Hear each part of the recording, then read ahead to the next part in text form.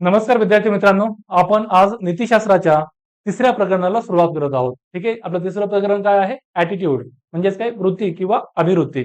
ठीक आहे. आपल्या अभ्यासक्रमाचं तिसरं प्रकरण आहे वृत्ती किंवा त्यालाच आपण काय म्हणू शकतो? अभिवृत्ती.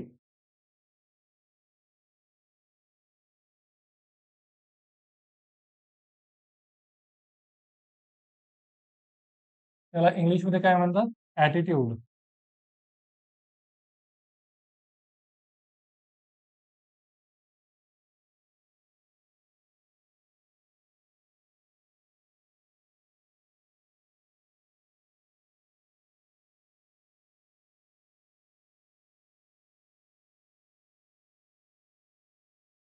ठीक आहे. हे आपलं तिसरं प्रकरण आहे. याच्या अगोदर आपण दोन प्रकरण अभ्यासली. पहिलं प्रकरण काय होतं? आठवतंय तुम्हाला? पहिल्या प्रकरणामध्ये आपण जे काय आपल्या पेपरचं शीर्षक आहे जीएस कोरचं, नीतिशास्त्र, सत्यनिष्ठा आणि अभियोग्यता, त्या तीन टर्मचा आपण अर्थ बघितला होता. ठीक आहे. नीतिशास्त्र, सत्यनिष्ठा, एथिक्स, इंटेग्रिटी अँड ऍप्टिट्यूड आणि अभियोग्यता, या तीन टर्मचा अर्थ आपण बघितला होता. क्लॅरिटी आहे ना तुम्हाला पूर्णपणे तिन्ही टर्मची? नीतिशास्त्र म्हणजे काय? की एखाद्या परिस्थितीमध्ये तुम्ही काय करणं योग्य आहे. ठीक आहे. यासंबंधी समाजमान्य मूल्य काय आहे किंवा समाजमान्य मानदंड काय आहे, what is the societal standard, की एखाद्या परिस्थितीत तुमचं वर्तन किंवा कृती काय असली पाहिजे, या संबंधीचं समाजाने ठरवून दिलेली मानके, समाजाने ठरवून दिलेलं वर्तन किंवा कृती, त्याला आपण नीतिशास्त्र असं म्हणतो. ठीक आहे. सत्यनिष्ठा म्हणजे काय? की प्रामाणिक असणं, पण कायमस्वरूपी. ठीक आहे. तुमचं जे बोलणं आहे, तुमची जी विचार करणं आहे आणि तुमची जी कृती आहे, त्या तिन्ही गोष्टी सुसंगत असल्या पाहिजेत. त्याला आपण सत्यनिष्ठा असं म्हणतो. म्हणजे तुम्ही across the time, across the space खरं आणि प्रामाणिक असणं, त्याला आपण सत्यनिष्ठा म्हणतो. ती परिस्थिती कोणतीही असो, ठीक आहे, ठिकाण काहीही असो, समस्या कितीही मोठ्या असल्या, तुमचे व्यक्तिगत परिणामांना तुम्हाला कितीही मोठ्या परिणामांना सामोरं जावं जरी लागलं, तरी सुद्धा तुम्ही तुमच्या उच्च नैतिक मूल्यांचं पालन कराल. विनाशर्त आणि विनातोड पालन करणं उच्च नैतिक मूल्यांचं, त्याला आपण सत्यनिष्ठा असं म्हणतो. ही कायमस्वरूपी प्रामाणिक राहण्याची ही कृती असते, वर्तन असतं. आणि अभियोग्यता म्हणजे काय? ही नैसर्गिक क्षमता आहे. त्यालाच आपण ऍप्टिट्यूडला काय म्हणतो? नैसर्गिक क्षमता.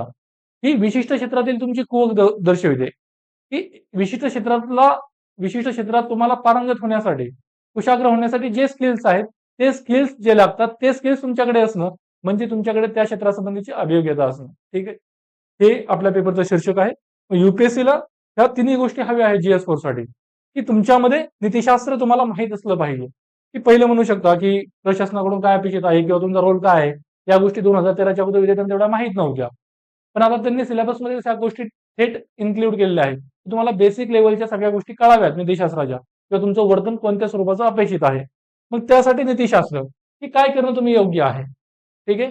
त्यानंतर सत्यनिष्ठा, तुम्ही कायमस्वरूपी प्रामाणिक राहणं म्हणजे एक सनदी सेवक म्हणून युपीएससीला एक सत्यनिष्ठ असलेली व्यक्ती हवी आहे. आणि दुसरी महत्वाची गोष्ट, त्यासोबतच त्या व्यक्तीमध्ये प्रशासकीय सेवेसाठी जे काही स्किल सेट्स आहेत, ज्या काही व्हॅल्यूज आहेत, त्या सगळ्या त्या व्यक्तीमध्ये असल्या पाहिजेत. मग त्या कोणत्या व्हॅल्यूज आहेत, त्या युपीएससीने स्वतः सिलेबसमध्ये दिल्या आहेत, की foundational values of civil services, सनदी सेवेची पायाभूत मूल्य काय काय आहेत.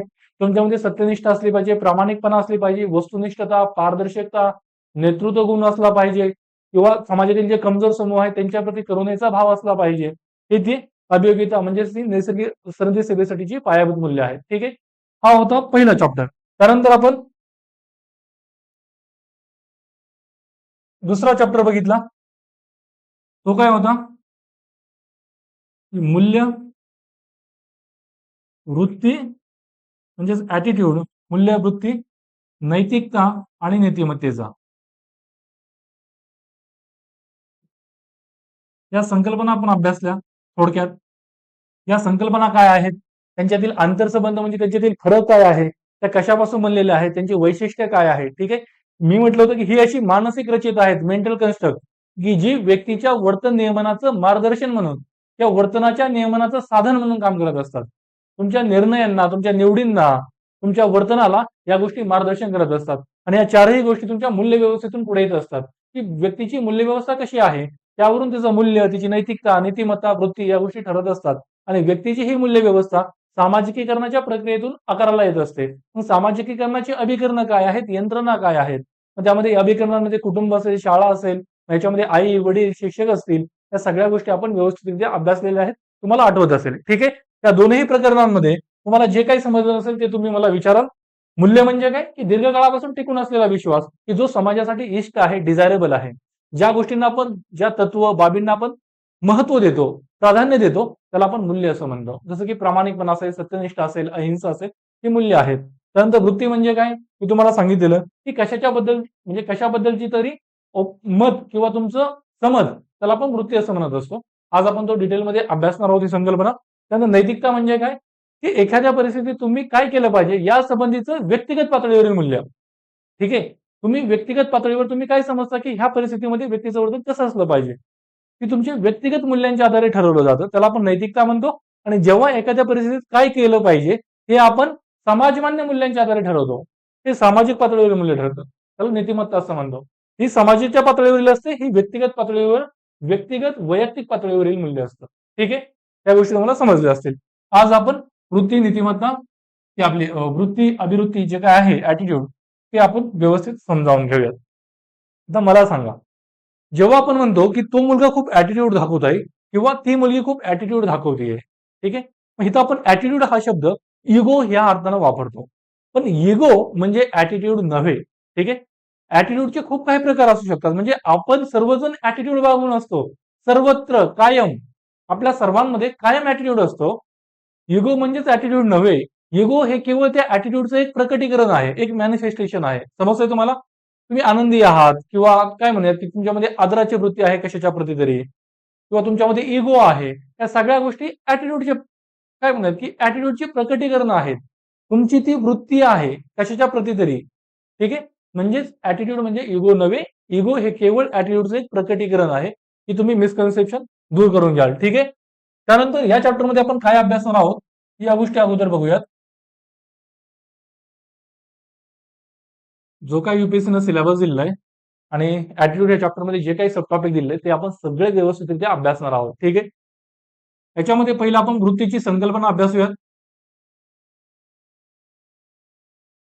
संकल्पना अभ्यासत असताना आपण त्याच्यामध्ये वृत्तीची वैशिष्ट्ये बघूयात. ठीक आहे. कॅरेक्टरिस्टिक्स. त्यानंतर दुसरा आपल्याला युपीएससीने टॉपिक दिलेला आहे की कंपोनंट्स ऑफ ऍटिट्यूड म्हणजेच काय, वृत्तीचे घटक.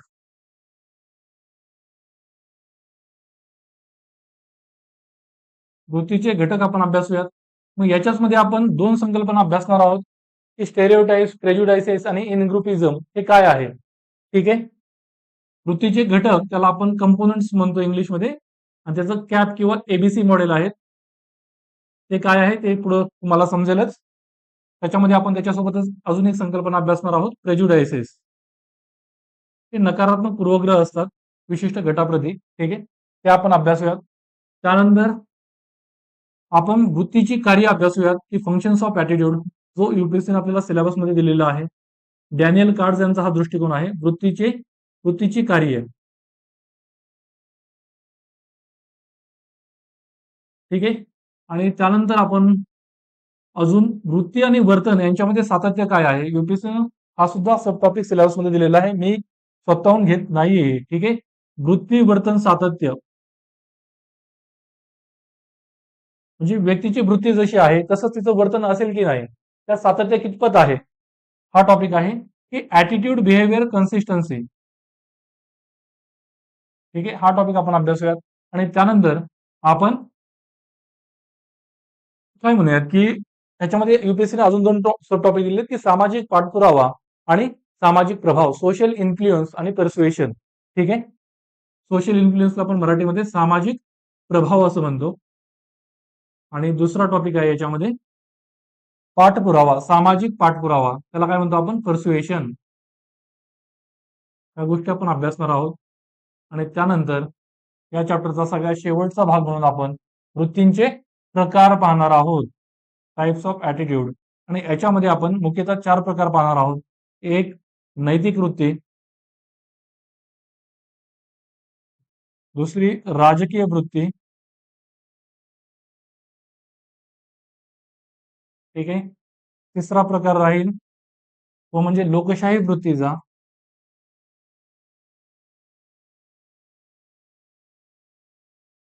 आणि चौथा प्रकार आहे तो नोकरशाही वृत्तीचा, ब्युरोक्रॅटिक ऍटिट्यूड.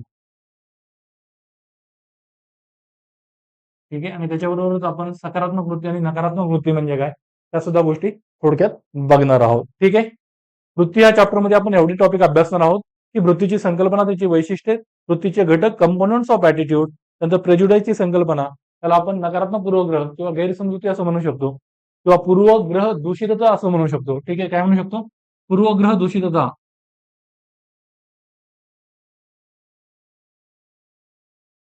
ठीक आहे. त्यानंतर वृत्तीची कार्य, फंक्शन्स ऑफ ऍटिट्यूड. त्यानंतर वृत्ती वर्तन सातत्य म्हणजेच attitude behaviour consistency.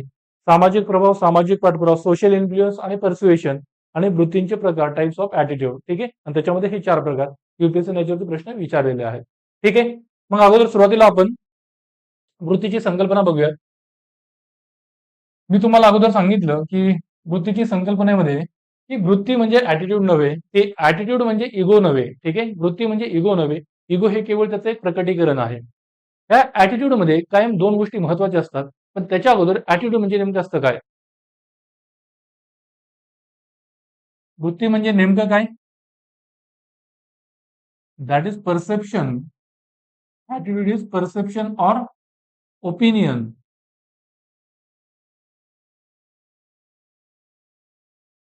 Toward something.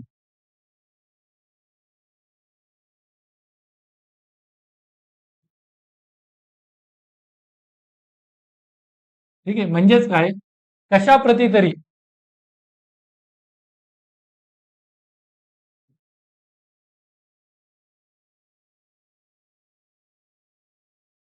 तुमचे मत किंवा तुमचा समज,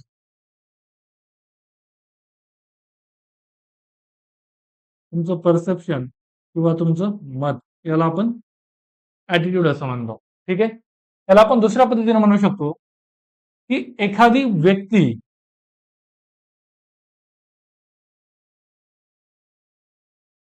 वस्तू,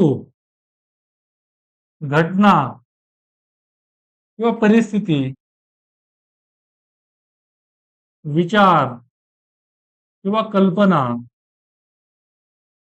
इत्यादींबद्दलची व्यक्तीची इत्यादींबद्दलची व्यक्तीची इत्यादींबद्दल व्यक्तीचा व्यक्तीचा व्यक्तीचा समज किंवा मत, मत म्हणजे वृत्ती होय. ठीक आहे. वृत्ती म्हणजे काय? एखादी व्यक्ती आहे, वस्तू आहे, घटना आहे, परिस्थिती आहे, कल्पना आहे, एखादा विचार आहे, इत्यादींबद्दलचा तुमचा समज काय आहे, तुमचं मत काय आहे, त्याला आपण वृत्ती असं म्हणतो. ठीक आहे. याच्यामध्ये 2 गोष्टी आपल्याला प्रकाशनात दिसत आहेत की एखादी व्यक्ती, काय दिसते आपल्याला? एक आहे एखादी व्यक्ती म्हणजेच काय? That is a attitude holder. ज्या वृत्तीधारक आहे. कोणाची वृत्ती? तर याची वृत्ती, या व्यक्तीची वृत्ती. ठीक आहे. वृत्तीमध्ये 2 घटक कायम असतात, तो म्हणजे ऍटिट्यूड होल्डर, वृत्तीधारक. कोणाची वृत्ती? कोणाची तरी आहे. आणि दुसरी गोष्ट असते ती म्हणजे वस्तू, घटना, परिस्थिती इत्यादी, हे जे काय आहे याला आपण ऍटिट्यूड ऑब्जेक्ट असं म्हणतो. हे काय आहे? Attitude object.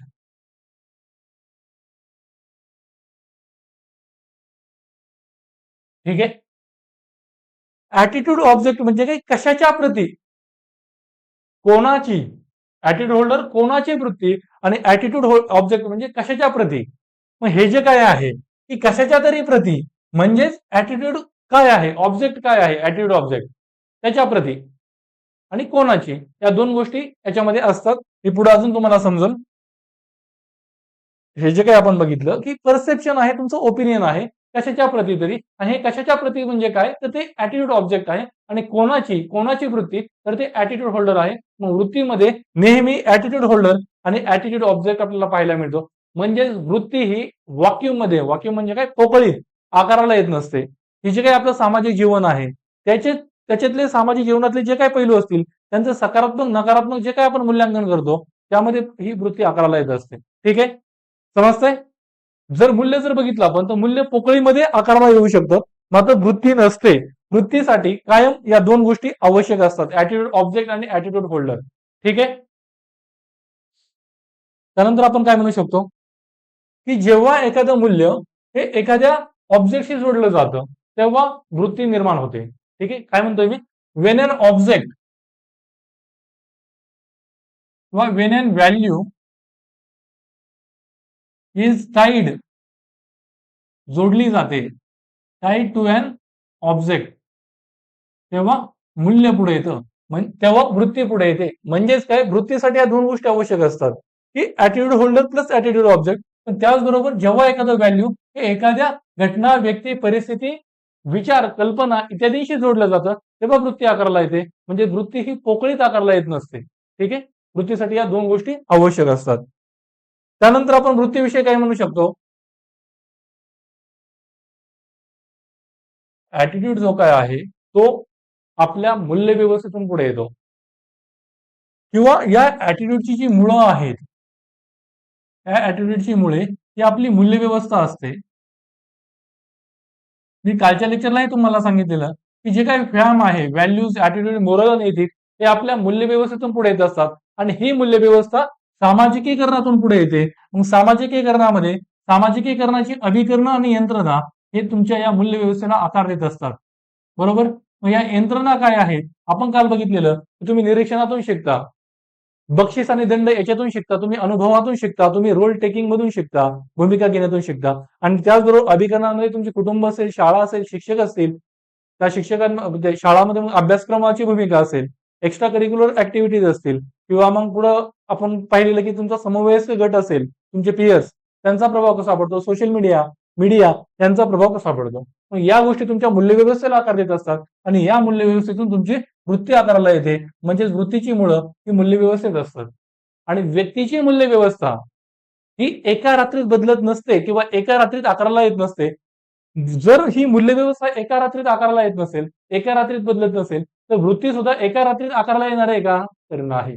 एका रात्रीत बदलता येणार आहे का, तर नाही. म्हणजेच व्यक्तीची वृत्ती ही हळूहळू डेव्हलप होत असते. आणि त्याचबरोबर त्या वृत्तीमध्ये बदल करायचा झाला तरी तो लगेच अचानक एका रात्रीत होत नसतो. त्याला काय अपवाद असू शकतात की जणू तुम्हाला काहीतरी इनलाइटमेंट जसं की गौतम बुद्धांना झाले, बोधीप्राप्त झाले. ठीक आहे, अंगुलीमालला गौतम बुद्ध भेटले आणि त्यांच्यानंतर त्यांच्यामध्ये जो संवाद झाला त्यातून त्याची मूल्यव्यवस्था पूर्णपणे बदलली. किंवा सम्राट अशोकानं जे कलिंगाचं युद्ध बघितलं, त्या कलिंगाच्या युद्धातील रक्तपात बघितला, त्यानंतर त्यांनी अहिंसेचं धम्माचं धोरण स्वीकारलं. बरोबर, म्हणजेच काय की होऊ शकतं पण ते अगदी अपवादात्मक परिस्थितीमध्ये. अन्यथा तुमची वृत्ती, तुमची मूल्यव्यवस्था ह्या गोष्टी एका दिवसात बदलणाऱ्या नसतात. त्या तुमच्या मूल्यव्यवस्थेतून पुढे असतात. मूल्यव्यवस्थेला आकार घ्यायला आणि बदलायला वेळ लागत असतो. ठीक आहे, त्यानंतर अजून आपण याच्यामध्ये काय काय अभ्यासू शकतो,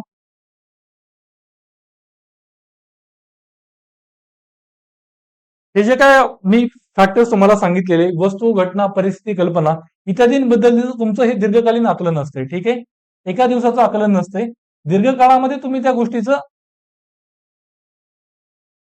दीर्घकाळातील त्या गोष्टींचं तुम्ही मूल्यांकन करत असता आणि त्यानंतर तुमची वृत्ती ही आकाराला येत असते. बरोबर, दीर्घकाळाचं मूल्यांकन असतं. अजून आपण काय म्हणू शकतो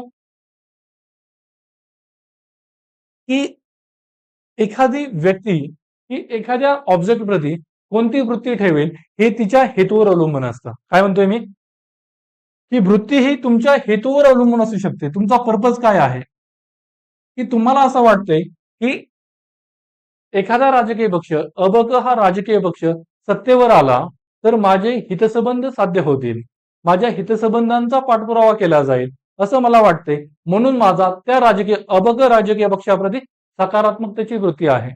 मात्र त्याला मी त्यासाठी मतदान केलं, तो अबक राजकीय पक्ष सत्तेवर आला, मात्र माझे जे काही हितसंबंध होते ते त्यांच्याकडे दुर्लक्ष झालं. म्हणजेच माझा जो हेतू होता तो सर्व झाला नाही. मग त्यावेळेस माझी त्या अभद्र राजकीय पक्षाप्रती नकारात्मकतेची वृत्ती निर्माण व्हावी किंवा निर्माण होईल. ठीक आहे. म्हणजेच वृत्ती ही तुमच्या हेतूवर सुद्धा आधारित असते. तुमचा हेतू जर सर्व झाला तर ठीक आहे. जोपर्यंत हेतू सर्व होतोय, गरज कार्य पार पाडतंय, तोपर्यंतच तुम्ही ती वृत्ती धारण करत असता. या गोष्टी आपण पुढे अभ्यासणार आहोतच. ठीक आहे. इथपर्यंत क्लिअर आहे सगळ्यांना? आता आपण वृत्तीची वैशिष्ट्य बघूयात. वृत्ती म्हणजे काय समजलं, की तुमचं ओपिनियन और परसेप्शन आहे कशाच्या प्रती तरी. याच्यामध्ये दोन गोष्टी महत्वाच्या आहेत. एक ऍटिट्यूड होल्डर आणि एक ऍटिट्यूड ऑब्जेक्ट. ऍटिट्यूड होल्डर म्हणजे कोणाची वृत्ती आणि ऍटिट्यूड ऑब्जेक्ट म्हणजे कशाबद्दलची वृत्ती. ठीक आहे. या दोन गोष्टी ऍटिट्यूड साठी आवश्यक असतात. या दोन गोष्टीशिवाय ऍटिट्यूड नसतो. ठीक आहे. आणि अजून मी तुम्हाला एक गोष्ट सांगितलेली की वृत्ती म्हणजे काय, की तुमच्या वर्तनाचा निश्चित निर्धारक आहे. तुमचा specific determinant of your behaviour आहे. मूल्य जे आहे ते सामान्य निर्धारक असतात. मूल्य सांगू शकत नाही की व्यक्तीचं वर्तन कसं असेल, पण वृत्ती जर माहित असेल एखाद्या व्यक्तीची, तर विशिष्ट परिस्थितीमध्ये त्या व्यक्तीचं वर्तन कसं असेल ते आपण थेट भाकीत करू शकतो. ठीक आहे. का तर त्याचं आपल्याला मूल्य माहित आहे आणि त्याचा त्या ऑब्जेक्ट प्रतीचा ऍटिट्यूड, त्याचं परसेप्शन किंवा ओपिनियन माहित आहे आपल्याला, त्याचा समज, त्याचं मत आपल्याला माहित आहे. ठीक आहे. म्हणून हा वर्तनाचा निश्चित निर्धारक असतो. आता आपण वृत्तीची काही वैशिष्ट्य बघूयात.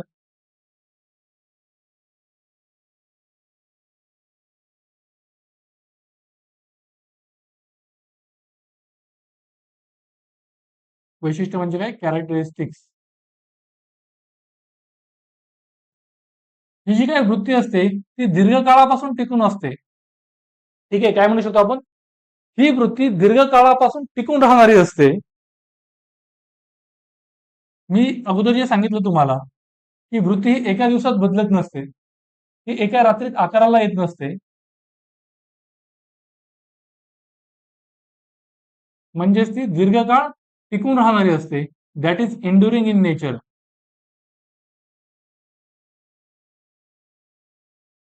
दुसरं काय म्हणू शकतो, की ही जी काय वृत्ती आहे ती आपल्या सामाजिकीकरणातून आकाराला येत असते. ठीक आहे. सामाजिकीकरणाच्या प्रक्रियेतून, म्हणजे जे काही सोशलायझेशनचे जे काही एजन्सीज आणि जे काही मेकॅनिझम आहे, यंत्रणा आणि अभिकरण काल जी आपण अभ्यासली ती, त्याद्वारे वृत्ती आकाराला येत असते. कारण की या सामाजिकीकरणातून मूल्य व्यवस्था आकाराला येते आणि या मूल्य व्यवस्थेतून व्हॅल्यूज, ऍटिट्यूड, मोरल आणि एथिक्स आकाराला येत असतं. म्हणजेच काय, सामाजिकीकरणाच्या प्रक्रियेतून.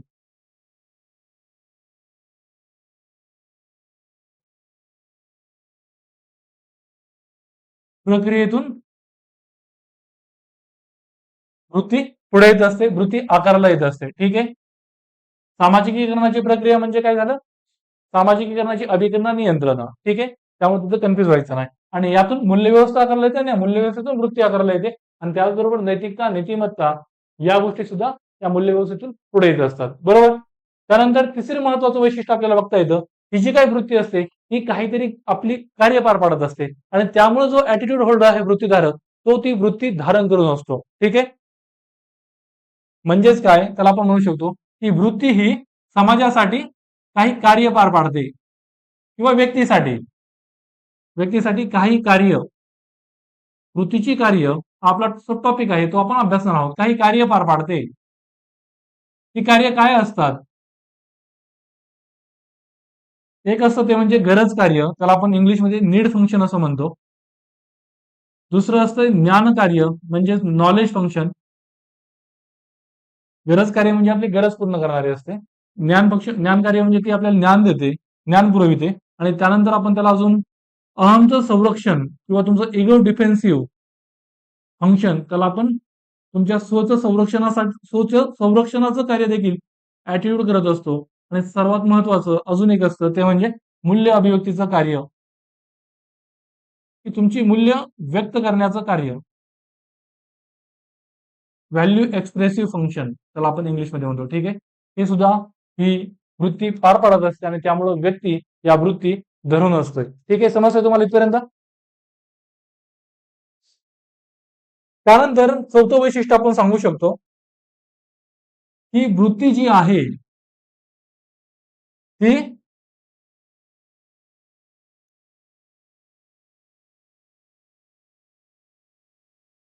वृत्ती जी आहे ती संप्रेषित करता येते. पण ती कशी, वर्बली आणि नॉन वर्बली. म्हणजेच वृत्ती ही मौखिकपणे म्हणजे व्हर्बली तुमच्या बोलण्यातून, आणि गैरमौखिकपणे म्हणजे नॉन व्हर्बली संप्रेषित केली जाते. संप्रेषित म्हणजे कम्युनिकेट.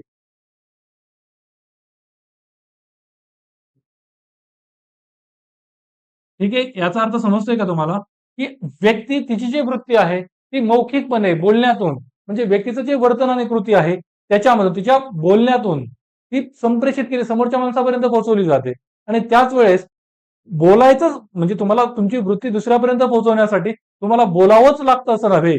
तुमचे जे हावभाव आहेत, ठीक आहे, तुमचा जो चेहऱ्यावरील भाव बदललेला दिसतो काही काही वेळेस, काही विचारांवरून, काही मुद्द्यांवरून, त्यावेळेस सुद्धा त्यावरून तुमची वृत्ती समजत असते. म्हणजे जे काही तुमच्या चेहऱ्यावरील हावभाव बदलतात त्यावरून जी वृत्ती कळते त्याला आपण गैरमौखिकपणे म्हणू शकतो. आणि जेव्हा तुमची वर्तन आणि कृती तुमच्या बोलण्यातून दिसते त्यावेळेस त्याला आपण मौखिकपणे म्हणू शकतो. ठीक आहे, बरोबर.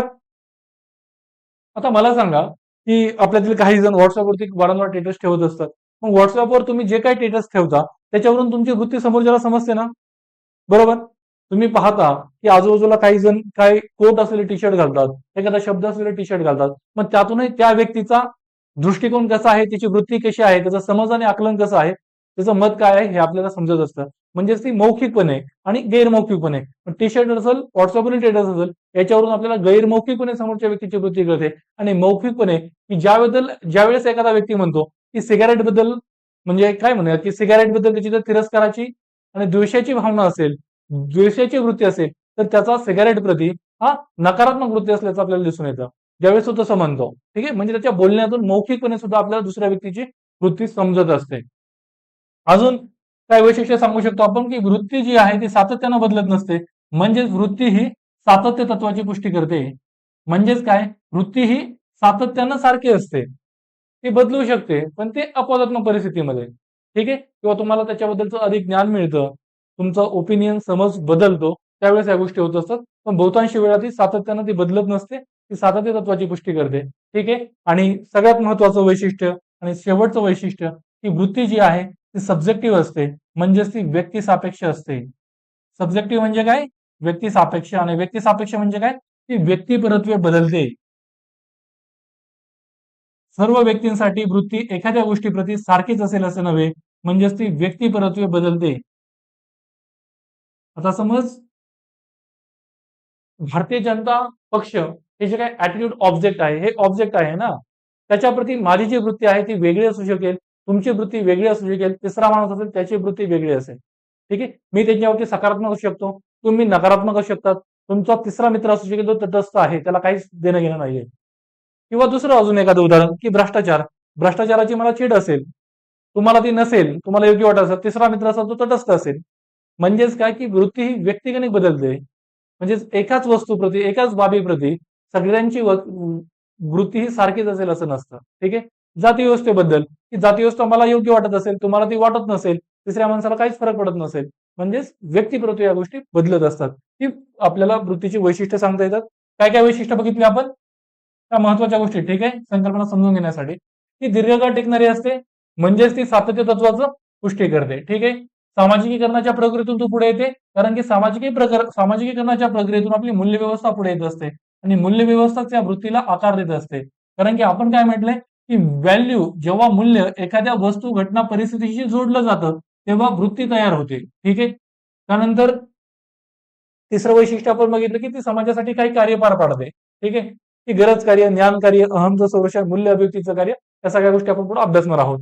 त्यानंतर मौखिक आणि गैरमौखिकपणे ही वृत्ती संप्रेषित होत असते तुमच्या व्हॉट्सअपवरील स्टेटसवरून, तुमच्या बोलण्यातून. ठीक आहे. आणि वृत्ती सातत्य तत्वाची पुष्टी करते आणि व्यक्ती सापेक्ष असते, म्हणजे व्यक्तिपरत्वे मूल्य बदलतं. ठीक आहे. तुमचं जे मत आहे एखाद्या गोष्टीबद्दलचं तेच माझं असेल असं नव्हे, तुमच्या मित्राचंही तेच असेल असं नव्हे, वेगवेगळं असू शकतं. ठीक आहे, ह्या गोष्टी वैशिष्ट्यामध्ये येतात. आता आपण पुढला टॉपिक बघूयात, की वृत्तीचे घटक काय आहेत. कंपोनंट्स ऑफ ऍटिट्यूड हा महत्वाचा टॉपिक आहे. वृत्तीचे घटक, कंपोनंट्स ऑफ ऍटिट्यूड.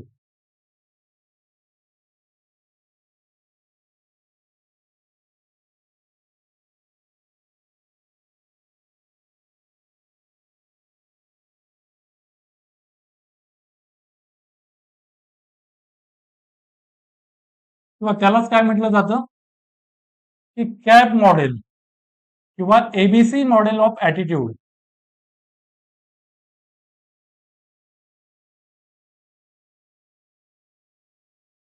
ठीक आहे. या वृत्तीचे मुख्यतः 3 घटक असतात आणि त्यालाच कॅप किंवा एबीसी मॉडेल असं म्हटलं जातं. कॅप म्हणजे काय की कॉग्निटिव्ह, अफेक्टिव्ह आणि बिहेवियरल. ठीक आहे, ते शब्द इथे फिरवलेले आहेत. वृत्तीचे 3 घटक महत्वाचे असतात.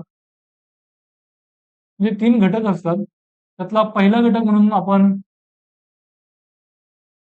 वृत्तीचा पहिला घटक असतो तो म्हणजे कॉग्निटिव्ह. कॉग्निटिव्ह म्हणजे काय तुमचं बोधन. आपण जे बघितलं होतं की हे यमी कशापासून बनलेले असतात, तर सुरुवातीला मी सांगितलं होतं बिलीफ, त्यानंतर तुमच्या इमोशन्स आणि तिसरा असतो तुमचा बिहेवियरल टेंडन्सी. म्हणजे तुमचा एक विश्वास असतो, काहीतरी खरं असल्याची तुमची खरं असल्याचा तुमचा विश्वास, त्यातून भावना पुढे येत असतात आणि त्या भावनांमधून वर्तनाचा कल पुढे येत असतो. हे आपण व्हीएमई चॅप्टर मध्ये सुरुवातीला अभ्यासलं होतं. त्याच गोष्टी इथं आहेत. ठीक आहे, पहिलं असतं कॉग्निटिव्ह. कॉग्निटिव्ह म्हणजे काय, त्यालाच आपण बिलीफ असं म्हणूयात. ठीक आहे, त्यालाच आपण काय म्हणूयात की मराठीमध्ये प्रॉपर तुम्हाला हे लिहायचं पेपरला आलं तर बोधात्मक घटक.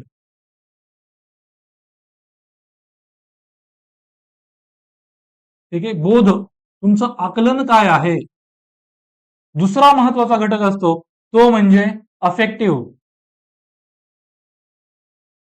अफेक्टिव्ह म्हणजे काय तुमचा इमोशन्स, तुमच्या भावना. ठीक आहे, त्यालाच काय म्हणूया आपण भावनात्मक घटक.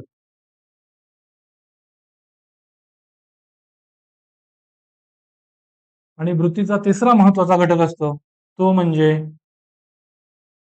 काय म्हणूयात त्याला आपण की बिहेवियरल टेंडन्सी.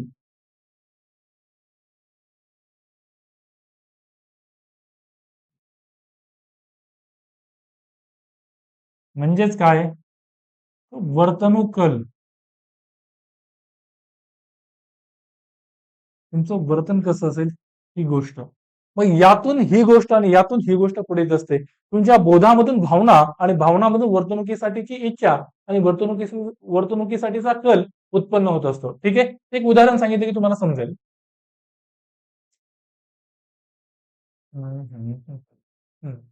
ठीक आहे, तर कॉग्निटिव्ह किंवा बिलीफ किंवा बोधात्मक घटक म्हणजे काय तुमचं एखाद्या ऑब्जेक्ट प्रती आकलन काय आहे, तुमचा बोध काय आहे, तुम्ही काय समजता त्याच्यावरून, त्याच्याबद्दलचा विश्वास काय आहे. समजा आपण एक उदाहरण घेऊयात की सिगारेट प्रतीची तुमचं बोध काय आहे की सिगारेट ही व्यक्तीच्या आरोग्याला हानिकारक आहे. सिगारेट ही व्यक्तीच्या आरोग्यासाठी हानिकारक असल्याचं तुमचं आकलन आहे, आरोग्यासाठी हानिकारक असल्याचं तुमचा विश्वास आहे. ठीक आहे,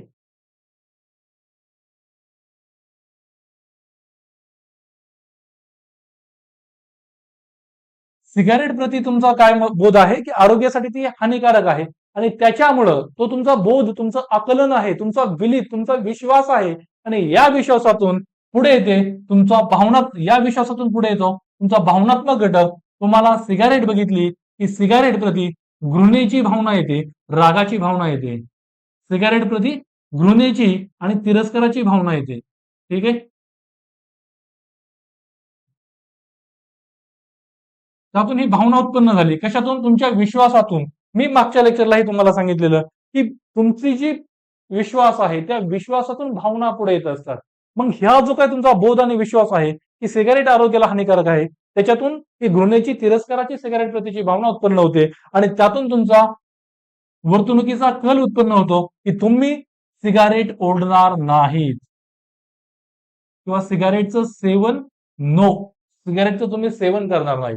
हा झाला तुमचा वर्तणूक कल. त्या भावनांमधून वर्तणुकीसाठी जी इच्छा निर्माण होते, काही वेळेस ती कृती होते, काही वेळेस ती होत नाही. जेव्हा होणार तेव्हा ती तुम्ही तिथं सेवन करणार नाही. ठीक आहे, मग असं हे असतं की एका गोष्टीतून दुसरी गोष्ट पुढे जाते. मग हे ऍटिट्यूडचे 3 घटक असतात. आता दुसरं उदाहरण घेऊनही आपण समजून घेऊयात की समजा काय म्हणूयात की ठीक आहे आपण दुसऱ्या बोर्डवरती लिहूयात की आपण अजून दुसऱ्या अँगलने घेऊया. तुम्हाला ऍटिट्यूड ऑब्जेक्ट आणि ऍटिट्यूड सब्जेक्ट समजणं गरजेचं आहे की श ही व्यक्ती आहे. श ही एक व्यक्ती आहे ठीक आहे.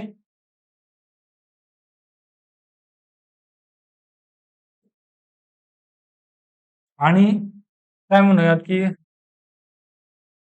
समलैंगिकता हा तो विचार आहे.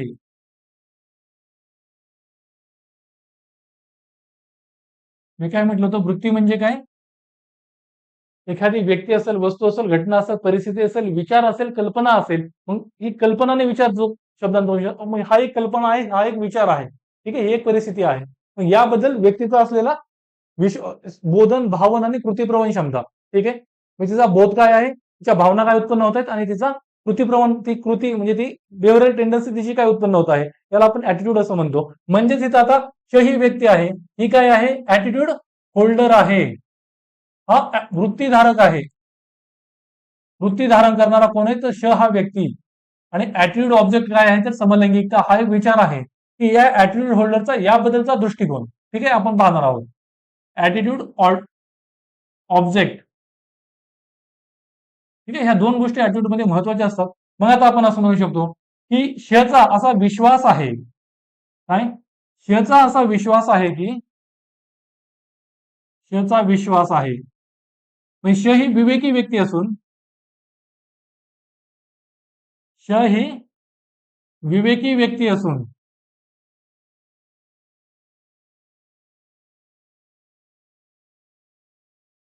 श ही विवेकी व्यक्ती असून आपण काय म्हणू शकतो,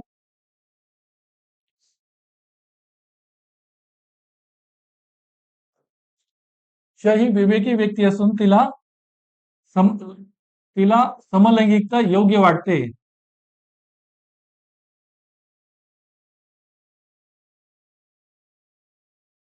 ठीक आहे, तिला त्याच्यात काही वावगं चुकीचं वाटत नाही. हा तिचा विश्वास आहे, हा तिचा बोध आहे. त्यानंतर याच्यातून मग तिच्या भावना उत्पन्न होतात की ती समलैंगिक ज्या व्यक्ती आहेत त्यांच्या प्रती, समलैंगिक व्यक्तींप्रती आदराची आणि सन्मानाची भावना राहणार. ठीक आहे,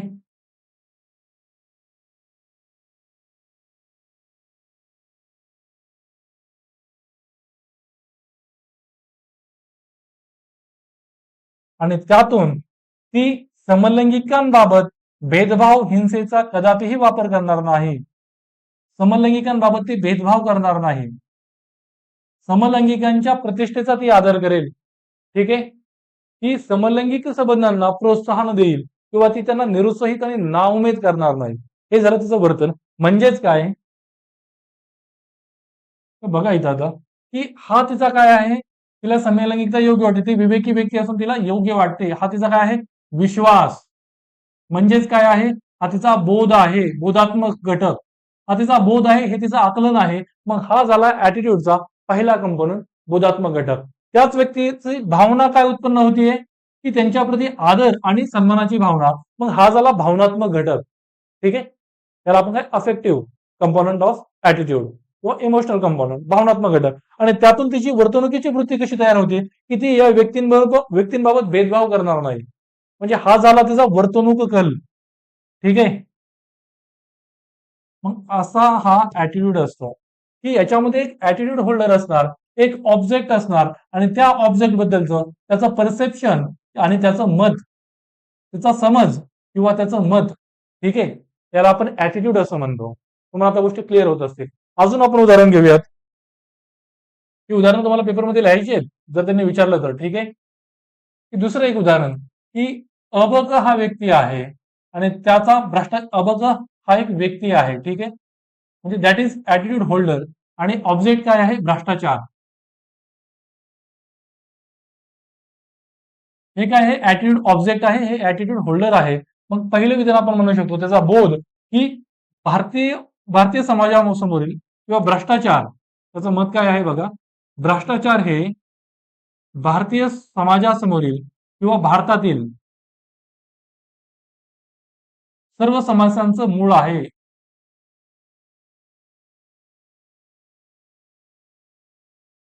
मूळ आहे. त्यातून भ्रष्ट अधिकाऱ्यांप्रती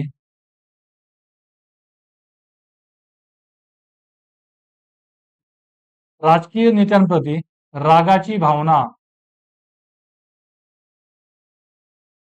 आणि त्यातून जेव्हा हा अभक व्यक्ती प्रशासनात जाईल तेव्हा तो त्या भ्रष्ट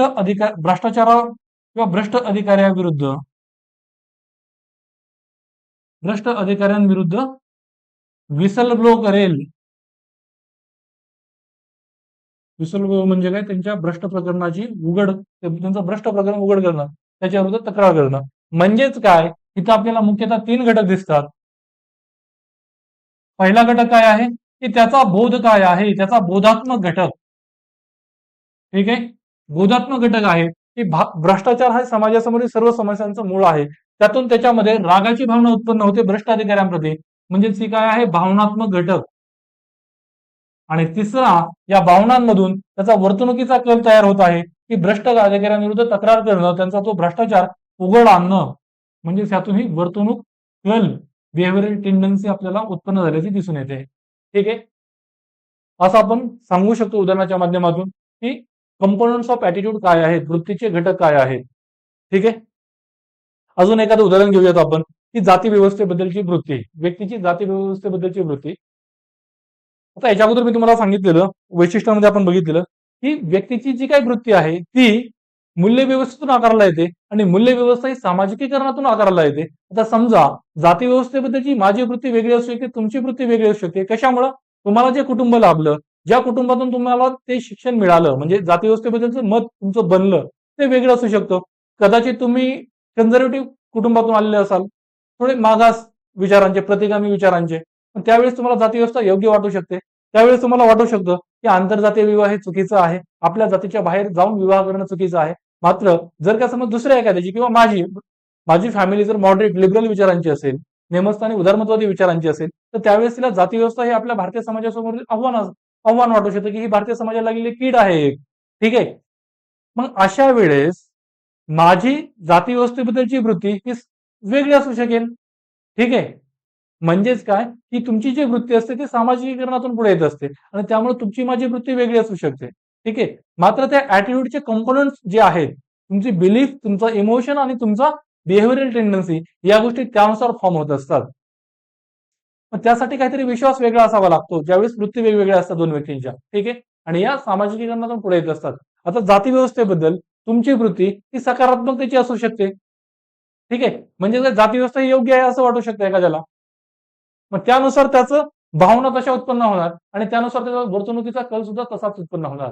पण तुम्हाला जर वाटत असेल की जाती व्यवस्था भारतीय समाजासमोरील एक मोठं आव्हान आहे, त्यावेळेस तुम्हाला जाती व्यवस्था पाळणाऱ्या लोकांविषयी, जाती व्यवस्था मानणाऱ्या लोकांविषयी एक अनादराचा भाव उत्पन्न होणार, अनादराची भावना. जे आंतरजातीय विवाह करतायत त्यांच्याविषयी तुम्हाला कुठेतरी प्रेमाची, आदराची भावना उत्पन्न होणार आणि त्यातून तुम्ही आंतरजातीय विवाहांसारख्या गोष्टींना प्रोत्साहन द्याल, ही तुमची वर्तणूक कृती झाली. ठीक आहे, अशा प्रकारे आपल्याला ऍटिट्यूडचे कंपोनंट्स पाहता येतात. ठीक आहे, मग आजच्यासाठी होम असाइनमेंट एक लिहून घ्या, एक प्रॅक्टिस क्वेश्चन म्हणून लिहून घ्या.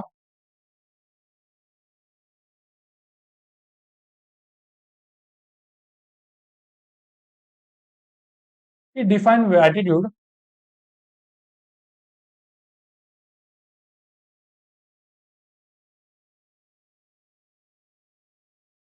थोडा व्यवस्थित स्वरूपात आपण प्रश्न लिहून घ्या. Define attitude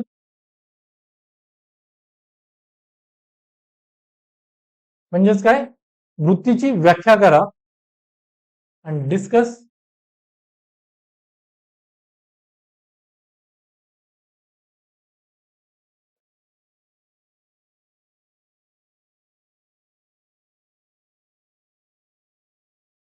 the nature of attitude and its components.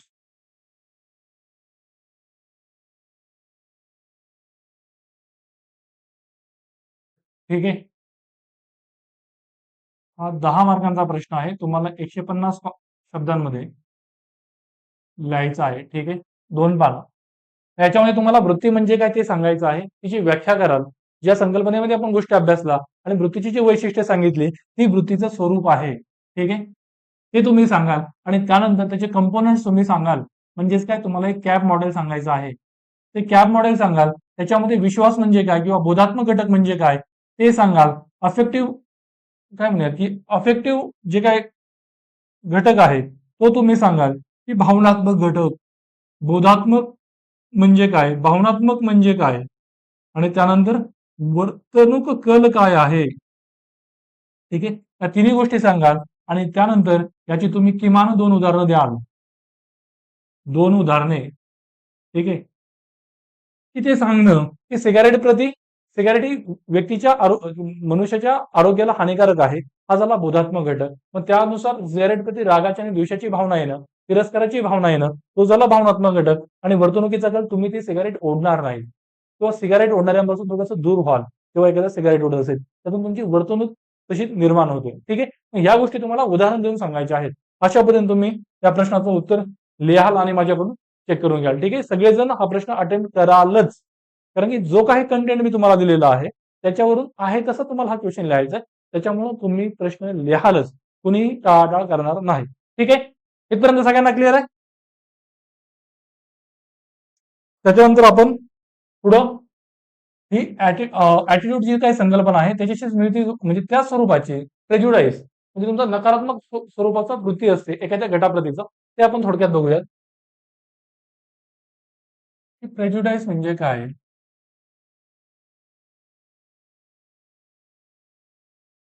आपण काय बघितलं होतं, जी काय वृत्ती आहे त्या वृत्तीचे 3 घटक असतात, बरोबर. एक बोधात्मक घटक, ठीक आहे, दुसरा बघितला आपण भावनात्मक घटक, आणि तिसरा आपण बघितला वर्तणूक कल, बिहेवियरल टेंडन्सी. ठीक आहे, तसंच जेव्हा ही वृत्ती ही एखाद्या गटाविरुद्ध असते, काय म्हणतो मी बघा, एखाद्या गटाविरुद्ध, व्यक्तीविरुद्ध नव्हे, गटाविरुद्ध, म्हणजेच ही इंटर ग्रुप असते.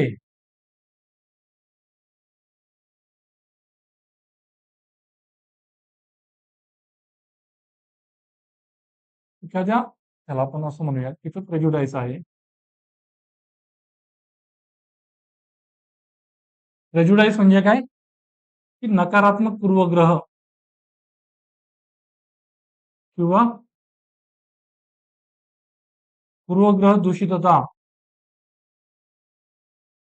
ठीक आहे, मग हा जो काय असतो, जेव्हा ही वृत्ती नकारात्मक असते, निगेटिव्ह असते, एखाद्या गटाप्रती असते, ठीक आहे, एखाद्या गटाच्या विरुद्ध असते, दुसऱ्या गटाविरुद्ध, म्हणजे इंटर ग्रुप असते आणि ताठर असते, रिजिड असते, तेव्हा ती प्रेज्युडाइस बनते.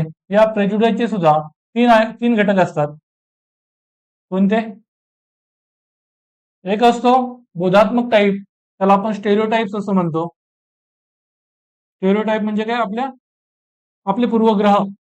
मग हे जे पूर्वग्रह आहेत ते पॉझिटिव्ह आणि निगेटिव्ह असू शकतात, पॉझिटिव्ह किंवा निगेटिव्ह. ठीक आहे, मग हे व्यक्तीच्या विरुद्ध असू शकतात किंवा एखाद्या गटाच्या विरुद्ध असू शकतात.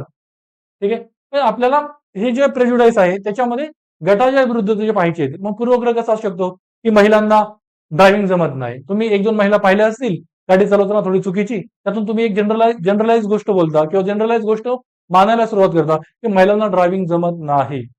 ठीक आहे, किंवा असा एखादा तुमचा दृष्टिकोन असू शकतो की जी काही मॅन्युअल स्कॅव्हेंजिंग आहे, मानवी हातानं, म्हणजे आपल्या हातानं मानवी महिना साफ करणं, तसे ते स्वच्छता करणारे कर्मचारी असतील, पण त्यांचा आयक्यू हा कमी असतो किंवा कनिष्ठ जातीतील लोकांचा आयक्यू हा कमी असतो.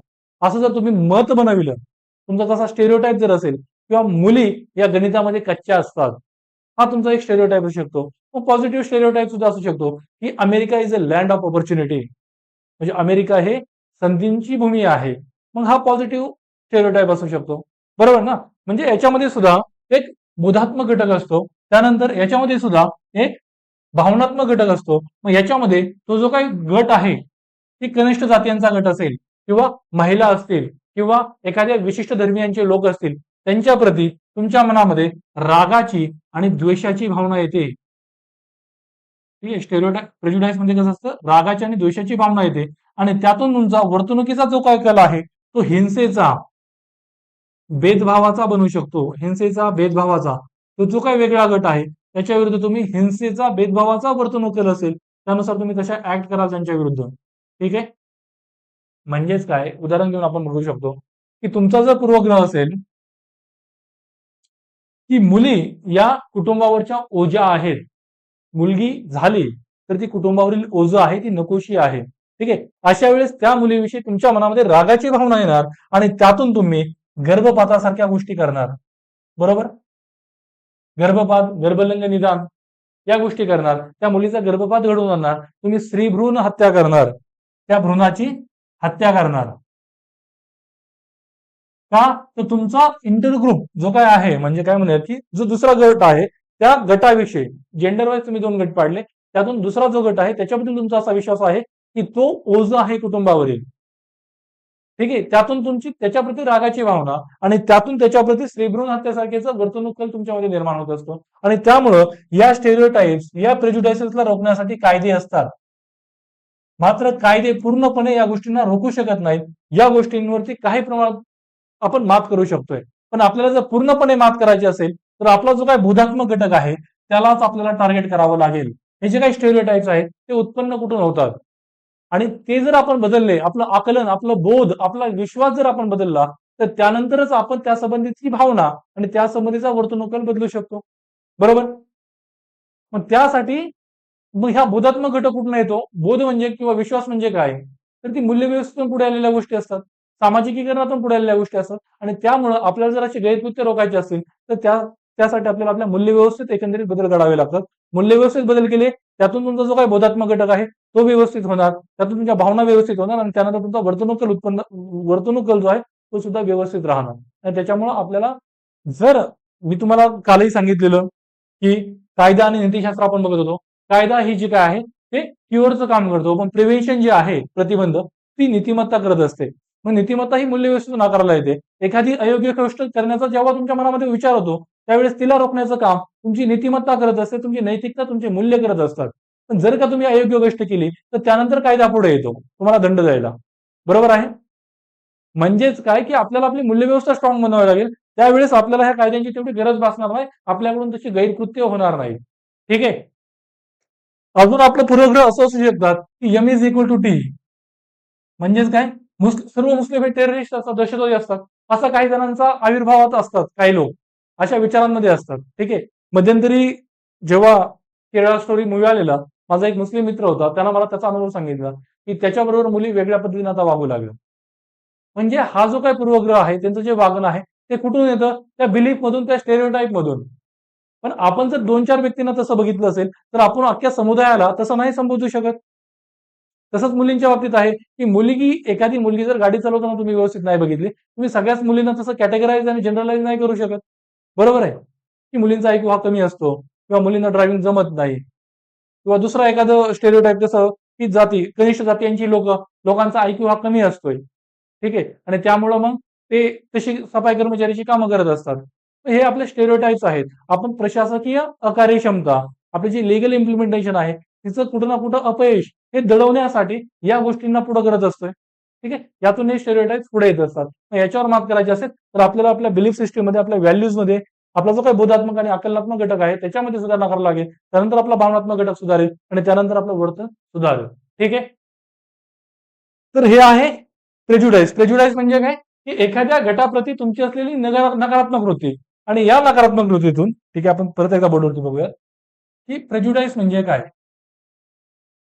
याच्यावरती UPSC प्रश्न विचारू शकते. ठीक आहे. किंवा MPSC.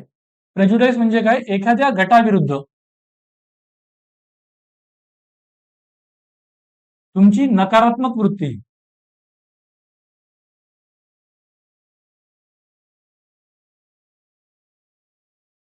ही नेहमी एखाद्या गटाविरुद्ध असते, व्यक्तीविरुद्ध नसते. बरोबर. तो गट महिला असतील म्हणजे जर आपला समाज पुरुषसत्ताकतेचा असेल त्या पुरुषसत्ताक स्टेरिओटाईपवर उभा असेल तर महिलांविरुद्ध दुय्यमत्वाची भावना आपल्यामध्ये उत्पन्न होणार आणि तसंच कृत्य आपल्यातून घडणार. त्याच्यामध्ये दुसरं काय असतं की याच्यामध्ये डिसलाईक आणि डिसफेवर या गोष्टी पुढे येतात की आपण त्यांना नापसंत करत असतो त्या टाईपमध्ये. ठीक आहे. याला काय म्हणू शकतो आपण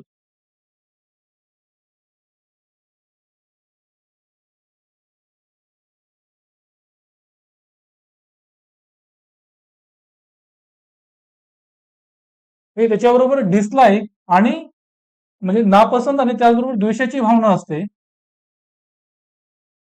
त्यानंतर तो जो काही गट आहे त्याच्याप्रती आपण हिंसा, भेदभाव अशा प्रकारची आपली कृती किंवा आपला वर्तणूकल ठरत असतो. आणि याच प्रेज्युडाईस मधून भारतातील जाती व्यवस्थेनं, भारतात जर बघितलं आपण तर जाती व्यवस्था, अस्पृश्यांना, कनिष्ठ जातीयांना जे चटके सहन करावे लागले हजारो वर्ष, हे या प्रेज्युडाईस मधून आले की कनिष्ठ लोकांचा आयक्यू हा कमी असतो. ठीक आहे.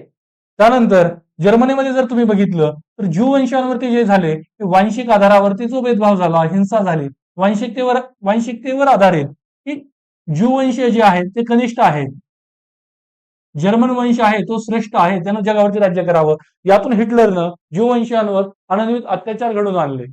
त्यानंतर तुम्ही जर दक्षिण आफ्रिकेमध्ये बघितलं तिथं आपल्याला वर्णभेद पाहायला मिळाला. वर्णभेद, अपार्टाइड सिस्टीम, त्याच्यामध्ये जे काय कृष्णवर्णीय होते त्यांना चटके सहन करावे लागले. श्वेतवर्णीयांचं मला सांगा, ही साधी सिंपल गोष्ट आहे ना. आपण श्वेतवर्णीय आणि कृष्णवर्णीयांचा जर विचार केला, श्वेतवर्णीय म्हटलं की आपण सुंदर समजतो आणि कृष्णवर्णीय म्हटलं की कुरूप समजतो. असं का? त्या गोष्टींना आपण कधी जाऊन पाहतोय का उलगडून? ते असं का होतंय? जगावरती जर काळ्यांचं राज्य राहिलं असलं कृष्णवर्णीयांचं, आफ्रिकेतील काही देशांनी जगावरती साम्राज्यवाद बसवला असता, वसाहतवाद बसवला असता आणि त्यातून जगावरती राज्य केलं असतं, तर कृष्णवर्णीय जे आहेत त्यांच्याकडे आपण सुंदर म्हणून पाहिलं असतं. ठीक आहे. हे एक डॉमिनेशनची थेरी आहे की वर्चस्व गाजवणं, त्यातून आपली मूल्य असतील, आपलं राहणं असेल, आपलं दिसणं असेल, सगळ्या गोष्टी एक हेजोमोनिक म्हणून स्टेबल केल्या जातात. ठीक आहे. आणि त्याच्यामुळं आपण त्या गोष्टी तेवढ्या उलगडून पाहिल्या पाहिजे. त्यावेळेस आपली मनं कुठेतरी साफ होतील. अन्यथा हे अशाच गोष्टी चालत राहतात. पण दक्षिण आफ्रिकेमध्ये वर्णभेदामुळं या कृष्णवर्णीयांना ज्या हालापेष्टा सहन कराव्या लागल्या या प्रेज्युडाईस मधूनच पुढे आलेल्या आहेत. किंवा काय म्हणूयात की जी काही लैंगिक अभिमुक्तीच्या आधारावरती आजही आपण एलजीबीटीक्यू समुदायाच्या ज्या काही भावना आहेत किंवा त्यांची जी मतं आहेत ती दडपून ठेवत आहोत. एलजीबीटीक्यू समुदाय लैंगिकतेच्या आधारावरती ठीक आहे, त्यांना समस्यांना सामोरं जावं लागत आहे. मग अशा काही गोष्टी आहेत की ज्या प्रेज्युडाईस मधून पुढे येत असतात. आणि याच्यावरती मात करण्यासाठी आपण काय करू शकतो, याचे बोधात्मक आणि भावनात्मक घटक काय आहे ते आपल्याला ओळखणं गरजेचं आहे की हे आकलन येत आहे कुठून. त्यासाठी मी तुम्हाला सांगितलं जे काही कृष्णवर्णीय आणि श्वेतवर्णीय हा भेद आहे तो आपण नीट समजून घ्यायला पाहिजे. हे डॉमिनेशन जे आहे श्वेतवर्णीयांचं वर्चस्व ते आलंय कुठून, ते स्थापित झालंय कसं, हे जर आपण नीट समजून घेतलं तर आपला बोधात्मक आणि भावनात्मक घटक सुधारू शकतो. त्यानंतर आपण दुसरं काय करू शकतो याच्यावर मात करण्यासाठी या प्रेज्युडाईस वरती की समज विशिष्ट समुदायाप्रती किंवा विशिष्ट धर्माप्रती जर तुमचे कलुषित मत असतील, विशिष्ट जातीप्रती जर कलुषित मत असतील, अशा वेळेस ज्या वेळेस त्या दोन धर्मांमध्ये संवाद होतो, दोन धर्मातील लोक एकमेकात मिसळतात, त्यावेळेस त्यांच्या परस्परांबद्दल जो अविश्वास आहे तो दूर निघून जातो आणि जो प्रेज्युडाईस आहे तो गळून पडतो. त्याच्यामुळं आपल्याला इंटर कम्युनिटी संभाषण वाढवण्याची जास्त गरज आहे. ते गेटो जे आहेत ते झाले नाही पाहिजेत. आपण मिळून मिसळून राहिलो पाहिजेत. गेटो म्हणजे काय की एका विशिष्ट धर्माचे लोक एका विशिष्ट ठिकाणी केंद्रित झालेलं पाहायला मिळतात. ठीक आहे. हे गेटो न होता आपण एकमेकात मिसळून कसं राहू हे जास्त महत्वाचं आहे. त्यानंतर जे काही महाराष्ट्रातील समाजसुधारक तुम्ही वाचले असतील त्यांचं जे कार्य आहे की जाती व्यवस्थेबद्दलची जी पूर्वग्रह दूषित आहेत ती त्यांनी दूर करण्यासाठी मग त्यांनी सामूहिक पंक्तींचं आयोजन केलेलं. सामूहिक पंक्तीमध्ये कसं केलं जायचं की जे कनिष्ठ जातीतील म्हणजे तथाकथित जे सोकॉल्ड लोअर कास्टचे लोक आहेत त्यांनी ते स्वयंपाक बनवणं आणि त्यानंतर मग ते त्या आयोजकांमध्ये काही ब्राह्मण वगैरे असायचे मग ते पंक्तीला बसून खायचे. मग त्यातून एक प्रदर्शन परिणाम दिसायचा की काय नसतंय बाबा या गोष्टींचं. ठीक आहे. मग अशा गोष्टी करणं गरजेचं आहे की जेणेकरून आपल्यातील हे जे काही गैरसमज आहेत ते मळब जे आहेत ते दूर होऊ शकतील. ठीक आहे. समजतंय तुम्हाला? आतापर्यंत समजलंय सगळं?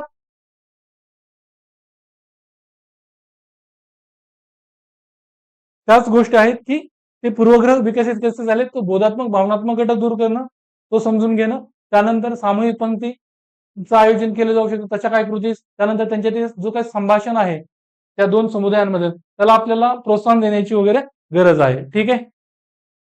आणि त्यानंतर काय म्हणूयात आपण याच्या संबंधीचा मला वाटतं तुम्ही एक प्रश्न लिहून घ्या जो तुम्ही अटेम्प्ट कराल. ठीक आहे. नोट्स मध्ये आहे की नाही माहित नाही मला. प्रश्न लिहून घ्या. हा महत्वाचा प्रश्न आहे. ठीक आहे.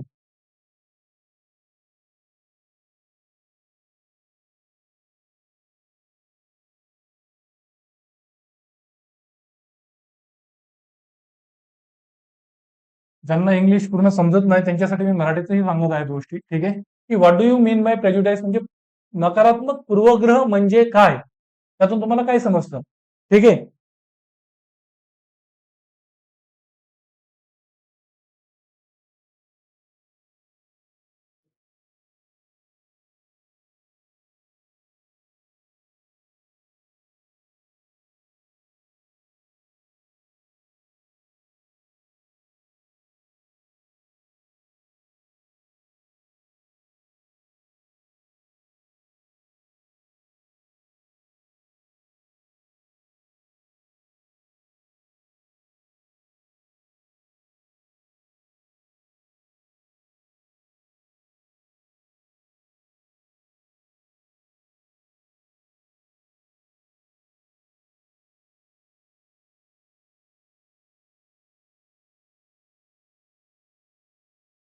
तुम्हाला नकारात्मक पूर्वग्रह म्हणजे काय ते सांगायचं आहे आणि त्यानंतर तुम्हाला त्याची उदाहरणं द्यायची आहेत की प्रेज्युडिस आणि डिस्क्रिमिनेशनची, जी मी आता तुम्हाला सांगितली. नकारात्मक पूर्वग्रह म्हणजे काय किंवा गैरसमजुती किंवा पूर्वग्रह दूषितता म्हणजे काय, की एखाद्या गटाविरुद्ध नकारात्मकतेची भावना असते, ती ताठर असते, ती गटाविरुद्ध असते, ती व्यक्तीमध्ये व्यक्ती सोबत संबंधी नसते, ठीक आहे. यातून द्वेषाची आणि रागाची भावना उत्पन्न होते आणि यातून अजून एक महत्वाची गोष्ट, तुमचा वर्तणुकीचा कल जो असतो तो भेदभावाचा आणि हिंसेचा असतो, ठीक आहे. त्यातून या गोष्टी पुढे येतात. मग त्यानंतर जे काही डिस्क्रिमिनेशन आणि प्रेज्युडाइसची उदाहरणं कशी देणार तुम्ही, की भारतामध्ये जाती व्यवस्था आपल्याला पाहायला मिळाली, ती पुरुषसत्ताक समाज व्यवस्था आपल्याला पाहायला मिळाली. त्यातून जाती व्यवस्थेतून कनिष्ठ जातीयांना किंवा पुरुषसत्ताक व्यवस्थेतून महिलांना दुय्यमत्वाचा दर्जा दिला गेला, कनिष्ठ मानलं गेलं. दक्षिण आफ्रिकेमध्ये वर्णभेदामुळं कृष्णवर्णीयांना जास्त हालापेष्टा सहन कराव्या लागल्या. जर्मनीमध्ये वांशिकतेवर आधारित म्हणजे जर्मन वंशीयांनी ज्यू वंशीयांवरती अनन्वित अत्याचार केले, ठीक आहे, हिटलरसारख्या नेत्यानं त्या वांशिक मिथकाच्या आधारावरती. मग ह्या सगळ्या गोष्टी तुम्ही इथं मांडू शकता. किंवा लैंगिक अभिमुखतेच्या नावाखाली जी समलैंगिक काय म्हणतात एलजीबीटी जी काही कम्युनिटी आहे त्यांना आज सोसाव्या लागणाऱ्या हालअपेष्टा, या सगळ्या गोष्टी आपण याच्यामध्ये नमूद करू शकतो. आणि त्यानंतर तुम्हाला उपाय सांगायचे आहेत की या समस्येवर मात आपण कशी करू शकतो. पण त्याचे बोधात्मक आणि भावात्मक घटक समजून घेणं असेल, सामूहिक पंक्तींचं आयोजन असेल, इंटरग्रुप जे काही कम्युनिकेशन आहे त्या गोष्टी असतील, या गोष्टींना आपल्याला प्रोत्साहन देण्याची गरज आहे, ठीक आहे. याच्यामध्ये अजून एक त्याच्याशी मिळती जुळती एक समाजशास्त्राची संकल्पना आहे की इनग्रुपिझम. इनग्रुपिझम म्हणजे काय,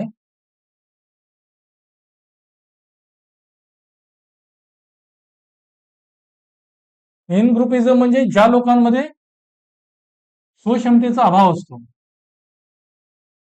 ज्या लोकांमध्ये स्वक्षमतेचा अभाव असतो,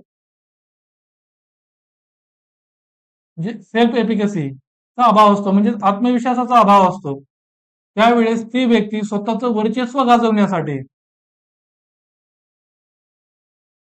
एखाद्या समाजातील ज्या डॉमिनंट आयडिओलॉजीज आहेत, डॉमिनंट ग्रुप्स आहेत, आयडेंटिटीज, त्यांचा ती आधार घेते. मग ग्रुप काय असू शकतात, जे काही इन ग्रुप आहेत ते काय काय असू शकतात, की एखादी शही व्यक्ती, आपण काय म्हटलं की शही व्यक्ती आहे आणि तिच्यामध्ये आत्मविश्वासाचा अभाव आहे आणि समाजातील वेगवेगळे गट असतात. हा एक गट, हा एक आणि हा तिसरा गट. समज आपण असं म्हणूयात की समाजातील हे जे काय आहे की लिंगभावाच्या आधारावरती गट. मग ह्याच्यामध्ये पुरुषसत्ताक व्यवस्था असू शकते. मग पुरुषसत्ताक व्यवस्था, ठीक आहे, आपल्या समाजामध्ये जर असेल म्हणजे पुरुष डॉमिनंट पोझिशन मध्ये आहेत. गट 2 हा जाती संबंधीचा असेल, गट 3 हा धर्मासंबंधीचा असेल आणि याच्यामध्ये जर उच्चवर्णीय उच्च जातीचे लोक असतील, तो ब्राह्मण हा जर का काय म्हणूयात की आपल्या त्याला डॉमिनंट गट आहे, एक प्रभावशाली गट आहे. धर्मामध्ये हिंदू हा जर उदाहरण घेतोय आपण, ठीक आहे, फक्त हे उदाहरण आहे की हिंदू जर स्वतःला प्रभावशाली मानत असतील किंवा ब्राह्मणांमध्ये ब्राह्मण जर स्वतःला प्रभावशाली मानत असतील, मग अशा वेळेस एखादी व्यक्ती, ही नावाची व्यक्ती सेल्फ एफिकसीला सामोरं जात असेल, तिच्यामध्ये आत्मविश्वास क्षमतेचा अभाव असेल, अशा वेळेस ती व्यक्ती स्वतःचं वर्चस्व गाजवण्यासाठी पुरुषसत्ताक व्यवस्थेमध्ये ती व्यक्ती तिच्या बायकोवरती डोमेस्टिक व्हायलन्स, जो काही घरगुती हिंसाचार आहे, ती करेल आणि त्यातून ती स्वतःचं वर्चस्व मान्य करेल की स्वतः मी काहीतरी आहे, स्वतःचं वर्चस्व स्थापित करू शकेल. कारण की व्यक्तीला स्वतःचं वर्चस्व स्थापित करण्यासाठी अशा काही गोष्टी कराव्या लागतात, ज्यावेळेस त्या व्यक्तीच्या व्यक्तिमत्वामध्ये काहीतरी प्रॉब्लेम आहे, अडचण आहे, तिचं व्यक्तिमत्व सर्वांगीण होते, विकासलेलं नाही, म्हणजे तिच्यामध्ये आत्मविश्वासाचा अभाव आहे. पण स्वतःला ठसवण्यासाठी त्यावेळेस व्यक्ती ह्या अशा कृत्य करत असते, ठीक आहे. तुम्ही पाहत असाल जेव्हा जेव्हा समाज हा अरिष्टातून जात असतोय क्रायसिस सिच्युएशन मधून, तेव्हा तेव्हा एखादा नेता पुढे येतो आणि कशाच तरी गाजर दाखवितो. त्याची ज्या समस्या आहेत समाजामध्ये, जो काही भ्रष्टाचार आहे, बेरोजगारी आहे, महागाई आहे, या सगळ्या प्रश्नांना एक धर्माचं कारण दिलं जातं. म्हणजे जसं वंशेचं कारण दिलं जातं, जसं हिटलरनं जर्मनीमध्ये केलं, की तुम्ही जे बेरोजगार आहात, हा जो काही सगळा म्हणजे समाज जो काही बोकाळलेल्या अवस्थेमध्ये आहे, सर्व काही हे सगळं कशामुळे आहे, त्या ज्यू वंशीयांमुळं. मग त्यांच्यावरती सगळं खापर फोडून त्यांच्यावरती अन्याय अत्याचार स्वतःची सत्ता स्थापित करणं, असे प्रकार राजकीय नेत्यांकडून केले जातात. कशासाठी? या प्रेज्युडाईस आणि या इनग्रुपिझम या सगळ्या संकल्पनांचा वापर करून. ठीक आहे. म्हणजेच काय, की ज्यावेळेस एखादी अतिशय व्यक्ती ज्याच्यामध्ये स्वक्षमतेचा अभाव आहे, सेल्फ एफिकसीचा अभाव आहे, ती तिचं वर्चस्व स्थापित करण्यासाठी तिच्या घरातील जी काही महिला असेल, तिची जी मुलगी असेल, त्याची मुलगी असेल किंवा त्याची जी पत्नी असेल, त्यांच्यावरती हिंसाचार करेल. मग त्यांना ती संसाधन असेल, सत्ता असेल किंवा जे काही भांडवल आहे, या सगळ्या गोष्टी कुठं ना कुठं नाकारते आणि त्या दृष्टीनं जो काही महिलांचा गट आहे, तो तसाच मागास राहतो आणि पुरुषांचं जे वर्चस्व आहे ते तसंच स्थापित होत राहते. ठीक आहे. मग ह्या गोष्टी असतात. मग ह्या ज्या काही इन ग्रुपिझमच्या गोष्टी आहेत, आउट ग्रुप, इन ग्रुप, याच्यावर आपल्याला मात करणं गरजेचं आहे. आणि जर आपल्याला इन ग्रुप कशाचा करायचा झाला, तो आपण राष्ट्राचा करावा, तो आपण मानवतेचा करावा, खंड मानवतेचा. ठीक आहे. या गोष्टी महत्वाच्या आहेत. ठीक आहे. ही आपली अशीच गोष्ट म्हणून तुम्ही, ही म्हणजे एक्झामच्या दृष्टीने तेवढी महत्वाची नाही, फक्त मी तुम्हाला असं सहज म्हणून सांगितलं. ठीक आहे. त्यानंतर आपण आता वृत्तीची कार्य अभ्यासूयात, की फंक्शन्स ऑफ ऍटिट्यूड काय आहे. आपल्या सिलेबस मधला सब टॉपिक आहे. ठीक आहे. फंक्शन्स ऑफ ऍटिट्यूड, वृत्तीची कार्ये, फंक्शन्स ऑफ ऍटिट्यूड. ठीक आहे. वृत्तीची कार्य याच्यामध्ये आपण काय म्हणू शकतो, की डॅनियल कार्ड्स, किंवा कॅड्स हे मानसशास्त्रज्ञ आहेत आणि त्यांनी हा दृष्टिकोन दिला. ठीक आहे. त्यांचं काय मत आहे, की वृत्ती काहीतरी कार्य पार पाडत असते. वृत्तीची कार्य म्हणजे काय? वृत्ती काहीतरी हेतू धारण करून असते. ठीक आहे. त्याला आपण प्रॉपरली काय म्हणतात ते बघूयात.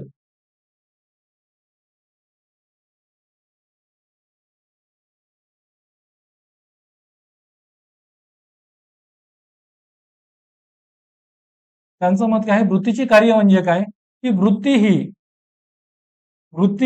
वृत्तीधारकासाठी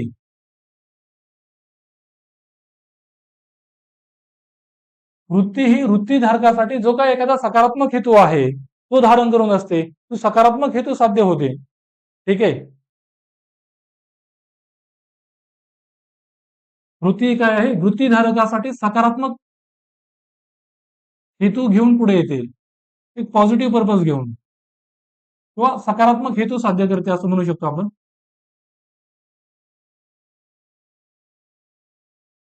ठीक आहे. काय आहे वृत्तीचं कार्य म्हणजे काय, की positive purpose for attitude holder. वृत्तीचं कार्य काय आहे, पॉझिटिव्ह पर्पज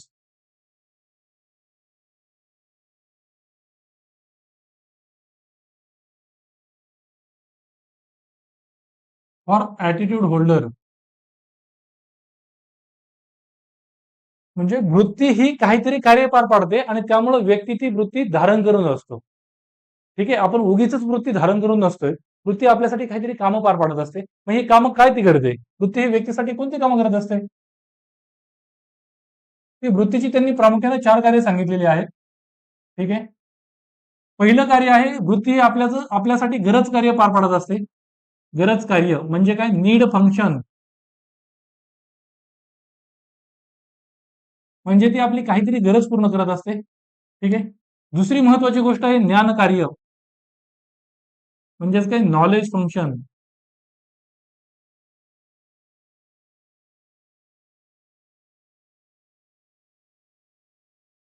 ठीक आहे.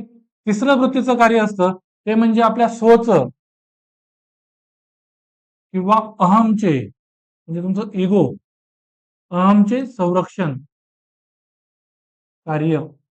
त्यालाच आपण इंग्लिशमध्ये काय म्हणतो, इगो डिफेन्सिव्ह फंक्शन.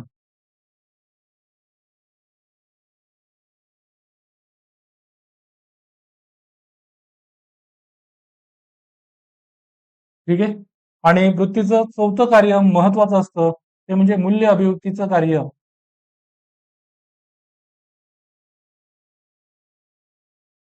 म्हणजेच काय, व्हॅल्यू एक्सप्रेसिव्ह फंक्शन.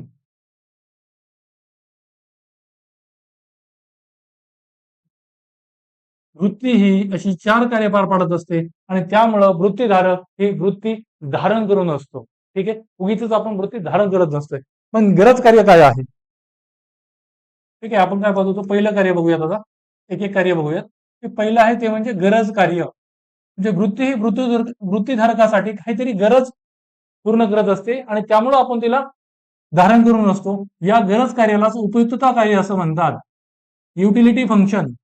ठीक आहे, उपयुक्तता म्हणजे काय? युटिलिटी.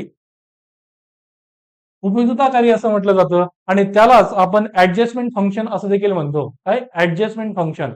उपयुक्तता कार्य म्हणजे काय? उपयुक्तता म्हणजे काय माहिती आहे तुम्हाला? की उपयुक्तता म्हणजे त्यातून काहीतरी तुमची गरज पूर्ण होत आहे. म्हणजेच काय? की तुमचं सुख वाढत आहे.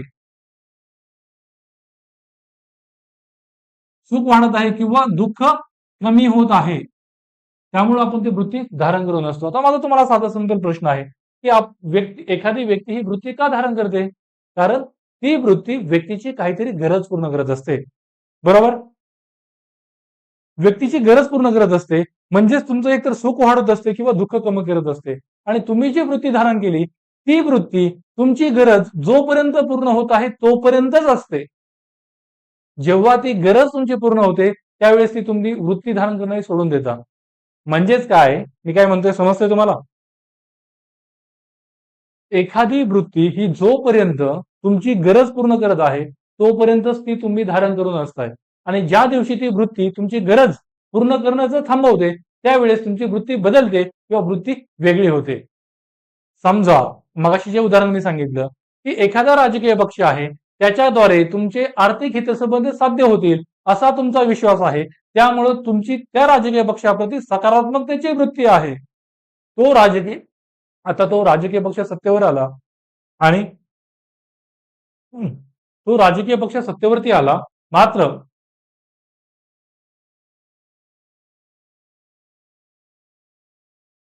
तो राजकीय पक्ष सत्तेवर आला, मात्र तुमचा जो काही हेतू होता, की तो पक्ष सत्तेवर आल्यावर तुमचे आर्थिक हितसंबंध साधले जाणार.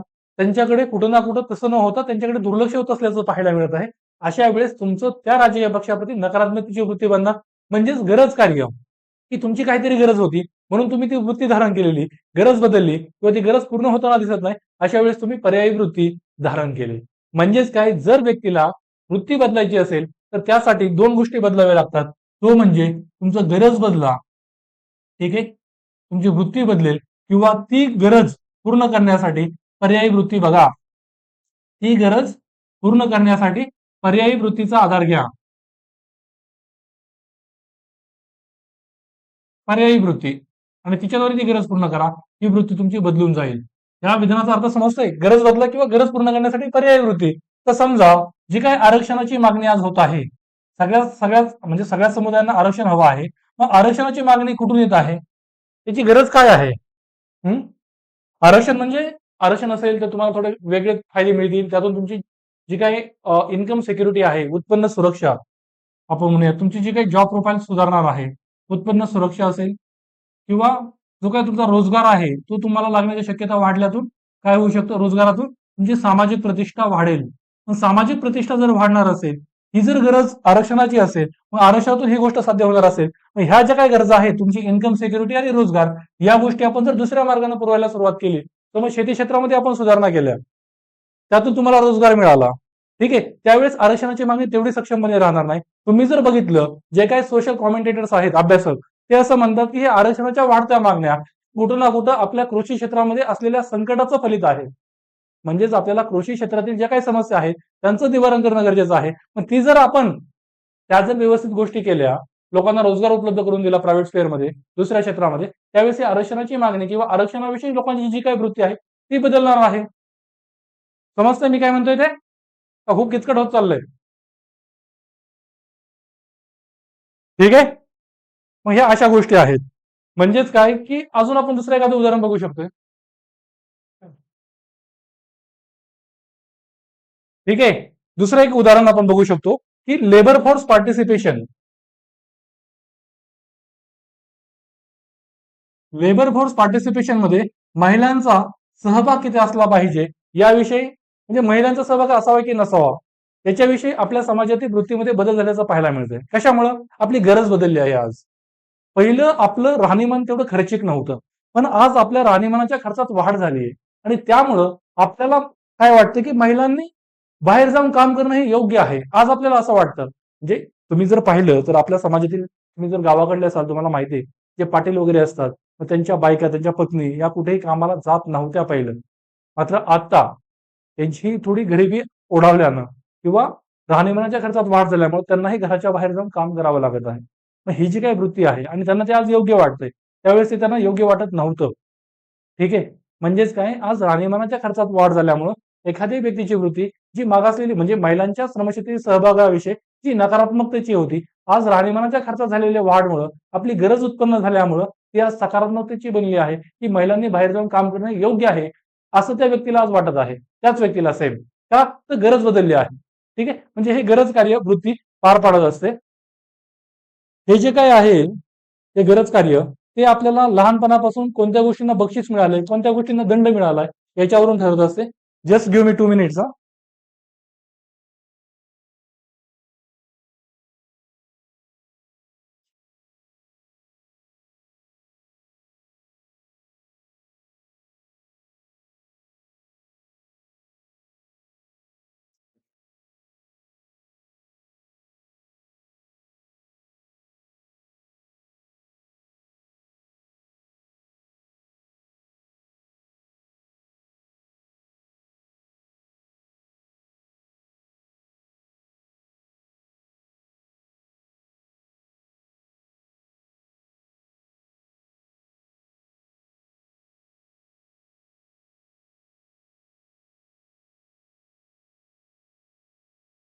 ठीक आहे.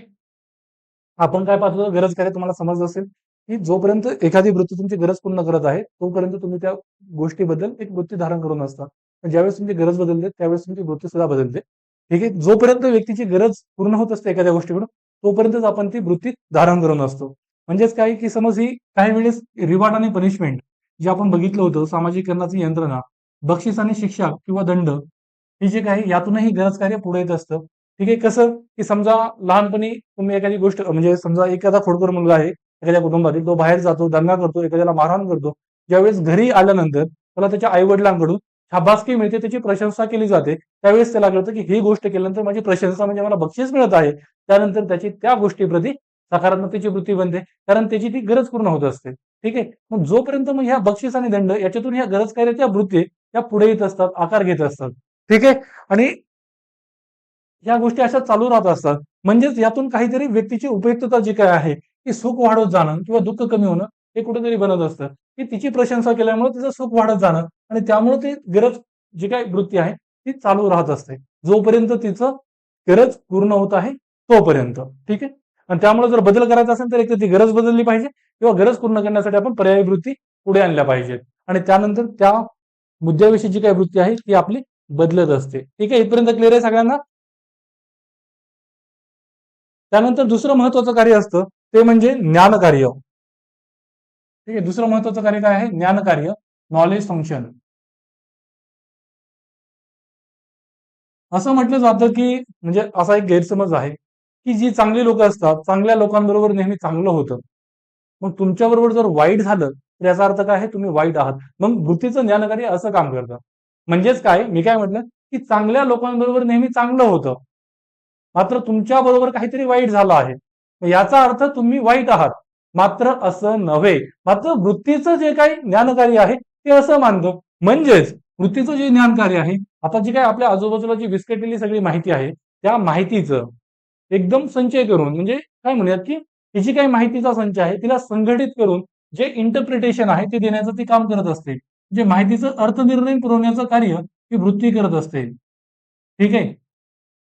मात्र जे काय हे इंटरप्रिटेशन जे अर्थनिर्णय आहे माहितीचं, ते वास्तविक चित्र प्रकट करेल असं नाही. ठीक आहे. ते जगाचं वास्तविक रूप किंवा वास्तविक सत्य उलगडून दाखवेल असं नसतं. ठीक आहे. वास्तविक सत्य नसतं. मात्र व्यक्तीला समजेल अशा स्वरूपात ती व्यक्तीला ज्ञान प्रदान करत असते वृत्ती. ठीक आहे. जो वृत्तीधारक आहे त्याला समजेल अशा स्वरूपात एक अर्थपूर्ण चित्र तयार करून दाखवलं जातं या वृत्तीच्या ज्ञानकार्याकडून. ठीक आहे.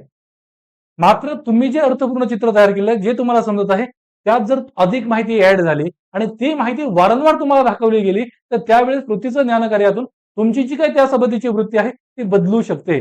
समजा आपण असं म्हणूयात की काय, की तुमचा असा विश्वास आहे की स्टेम मध्ये काय म्हणूयात की स्टेम मध्ये महिलांचा सहभाग हा कमी आहे. ठीक आहे. स्टेम मध्ये महिलांचा स्त्रियांचा सहभाग कमी आहे. कमी आहे. मात्र कशामुळं? तर या महिलांचा IQ हा कमी असतो. ठीक आहे. असा तुमचा विश्वास आहे. मात्र प्रत्यक्षात जर तुम्ही बघितलं, ज्यावेळेस तुम्ही या फोडून गोष्टी बघाल, त्या संबंधीचं स्पष्टीकरण अभ्यासाल, त्यावेळेस तुम्हाला समजेल की स्टेम मधील महिलांचा सहभाग हा IQ कमी असल्यामुळे नव्हे, तर आपल्या पुरुषसत्ताक मानसिकतेमुळे आहे.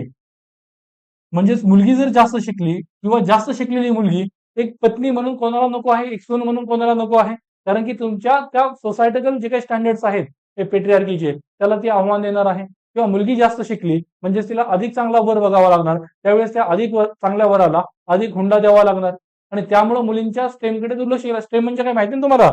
सायन्स, टेक्नॉलॉजी, इंजिनिअरिंग आणि मॅथमॅटिक्स, म्हणजेच काय विज्ञान, तंत्रज्ञान, अभियांत्रिकी आणि गणित या विषयांमधील या काय म्हणणार या व्यवसायामध्ये या विषयांमध्ये महिलांचा असलेला कमी सहभाग, त्याला आपण स्टेम असं म्हणतो. हा स्टेम मध्ये महिलांचा निम्न सहभाग.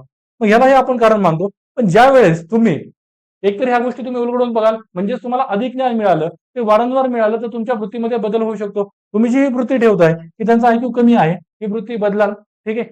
तुम्हाला जर वारंवार एखादी महिला, कर्तृत्ववान महिला तुमच्या समोर तुम्ही म्हणजे तुमच्या समोर येऊ लागल्या, हे कर्तृत्ववान महिला वारंवार, त्यावेळेस सुद्धा तुमची ही वृत्ती बदलणार आहे, हा तुमचा ऍटिट्यूड बदलणार आहे. मात्र तुमच्या आजूबाजूला जी माहिती आहे त्याच माहितीच्या संचातून तुम्ही इंटरप्रिटेशन तयार करत असता. मात्र ते वास्तविक सत्य दाखवलं तसं नसतं. आपल्याला समजेल, आपलं काम सोपं होईल या स्वरूपात ते आपल्या समोर चित्र दाखवत असते. ठीक आहे. समजतंय ना? हे जे काही ज्ञानकार्य आहे त्याचं आपण दुसरं एखादं उदाहरण बघू शकतो की मॅन्युअल स्कॅव्हेंजिंगचं उदाहरण. मॅन्युअल स्कॅव्हेंजर्स म्हणजे काय? मानवी महिला हाताने साफ करणे. ठीक आहे. मानवी महिला जी आहे मॅन्युअल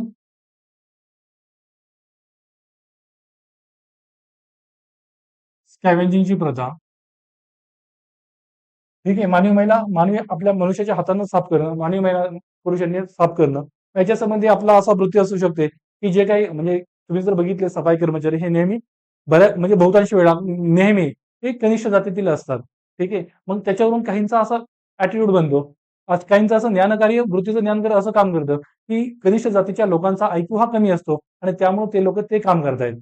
ते लोक असंही आर्ग्युमेंट देणार की सरकारच्या एवढ्या योजना आहेत या लोकांचं पुनर्वसन करण्यासाठी, तरी सुद्धा हे लोक तेच काम करत आहेत, म्हणजेच त्यांचा IQच कमी आहे. पण त्यांना माहिती आहे का की सरकार काय करत आहे की 10,000 रुपयांचं अनुदान त्या व्यक्तीला देत असेल. एखादा भाजीपाल्याचा ठेला ठेवायला, भाजीपाल्याचा ठेला सुरू करण्याची सोय करत असेल. मात्र ज्यावेळेस लोकांना कळतं की हा दलित समुदायातील आहे, त्यावेळेस लोक त्याच्याकडून ते नाहीत घेत.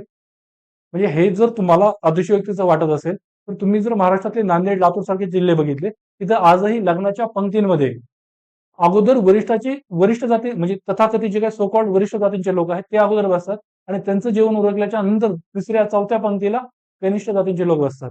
आजही ही समाजातील दुकळी कायम आहे. ठीक आहे. मग ह्या गोष्टी येतात कुठून? तर ही जी काही आपली मानसिकता आहे आणि आपले जे काही आपल्या ज्या वृत्तींचं ज्ञानकार्य हे जे काही वास्तविक चित्र असल्याचं दाखवत आहे की जे नाहीये, ते वेगळंच काहीतरी आहे. मी काय म्हणतो ते समजतंय? की ज्या काही गोष्टी आहेत सगळ्या त्या वेगळ्या पद्धतीने पुढे आणल्या जातात, वेगळ्या पद्धतीने दाखवल्या जातात आणि त्याच आपल्याला खरं असल्यासारखं वाटत राहतं आणि त्यातून आपलं बुद्धीचं ज्ञान कार्य काम करतं. सोपं असल्यासारखं आपल्याला सोपं म्हणजे सोपं काम हवं आहे. जर तुम्ही एकदम डिटेलिंग मध्ये गेलात तर ते जडपणाचं वाटतं, त्यामुळे आपण सोपा मार्ग निवडतो. मग मूल्याच हे काही वृत्तीचं ज्ञानकार्य आहे, ती माहिती सोपी सुटसुटीत करून तुम्हाला सोप्या पद्धतीने समजेल अशा पद्धतीने त्याचा अर्थनिर्णय करते. जागतिक वास्तविक चित्र तुम्हाला दाखवेल तसं नसतंय. ठीक आहे. त्यातून ती वृत्ती तयार होत असते. मग मॅन्युअल स्कॅव्हेंजर पद्धतीची जी काय आपली वृत्ती आहे, आपण त्यात आपलं आपलं काम आपण तशी वृत्ती तयार करून मोकळे होतो आणि म्हणजे आपल्याला मोकळं मोकळं वाटतं, जास्त ताण नकोय. मात्र ज्यावेळेस तुम्ही खोलात जाऊन बघता त्यावेळेस तुम्हाला समजतं की प्रशासनाची अकार्यक्षमता असेल व या संबंधीचे काही कायदे असतील त्यांची अकार्यक्षम स्वरूपाची अंमलबजावणी असेल, यामुळे या गोष्टी टिकून आहेत. ठीक आहे. त्यांचा आयक्यू कमी असल्यामुळे नव्हे, त्यांना ते संसाधनं, ते कौशल्य, ते शिक्षण मिळालं नाही, त्यामुळे ते लोक माग आहेत. ह्या गोष्टी तुम्हाला त्यानंतर उलगडतील. ठीक आहे. त्यामुळं जे काही वृत्तीचं ज्ञानकार्य आहे ते तुम्हाला नेहमीच योग्य आणि सत्यचित्र दाखवलं असं नसतंय. फक्त आपल्याला समजण्यास सोपं राहील एवढंच ते काम करत असतं. ठीक आहे. त्यानंतर वृत्तीचं चौथं महत्वाचं कार्य आहे ते म्हणजे काय, अहमचं संरक्षण. तिसरं महत्वाचं कार्य.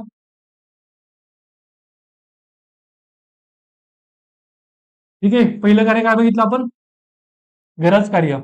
दुसरं कार्य कोणतं बघितलं, ज्ञान कार्य. आणि तिसरं कार्य आहे ते म्हणजे स्वचे संरक्षण, स्वचे किंवा अहमचे.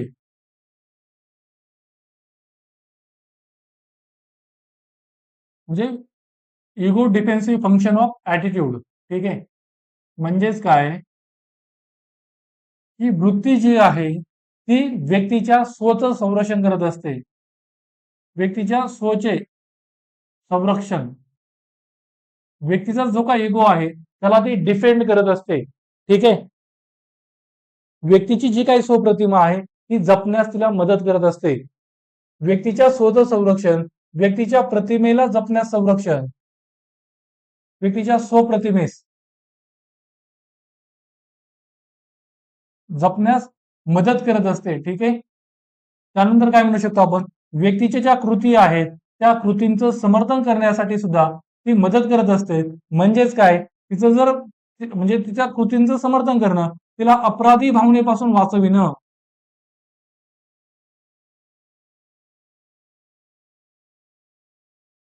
उदाहरण दिल्यावर तुम्हाला समजेल. स्वतः संरक्षण म्हणजे काय, की व्यक्ती तिच्या स्वचं इगोचं डिफेंड कसा करते. समजा मी 11वीला किंवा असं म्हणूया, हा ठीक आहे, की मी 11वीला असताना सायन्स घेण्याच्या ऐवजी कला शाखा निवडली. ठीक आहे.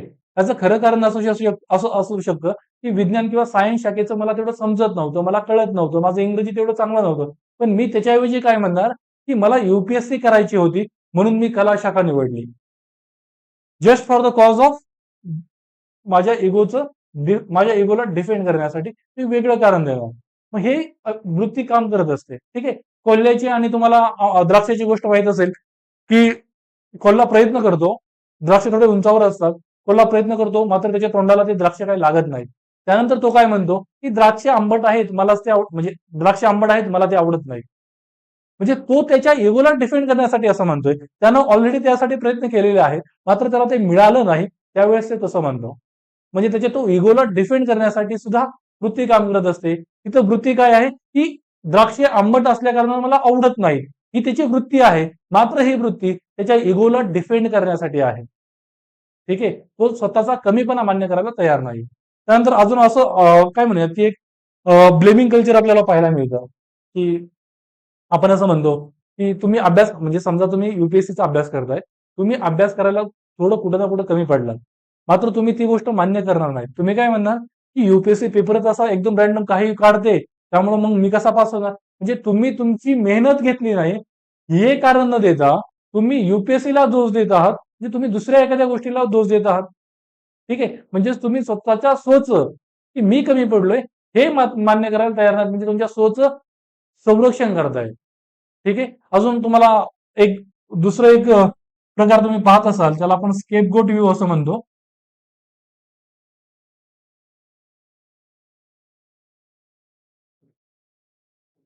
हा प्रकार काय राहतो, समजा की तुम्ही बघितले असेल कधी तुमच्या आजूबाजूला उदाहरणं, की एका गोष्टीचा राग आपण दुसऱ्या गोष्टीवर काढतो आणि स्वतःच्या स्वतः संरक्षण करतो.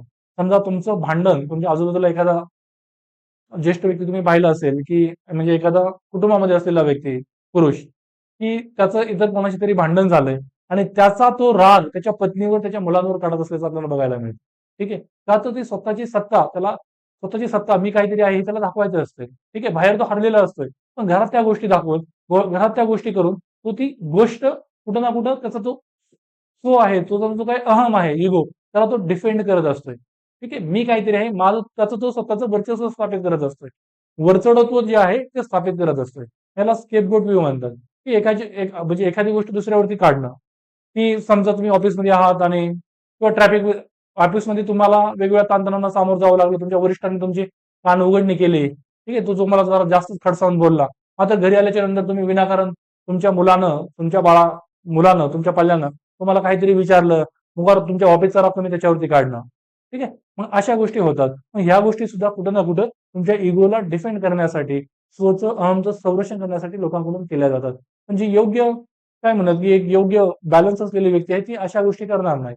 तुम्हाला सतीश धवन आणि डॉक्टर एपीजे अब्दुल कलाम यांचं उदाहरण माहित असेल. ज्यावेळी सतीश धवन हे इस्रोचे चेअरमन होते आणि एका एक प्रोजेक्ट डायरेक्टर म्हणून डॉक्टर एपीजे अब्दुल कलाम होते.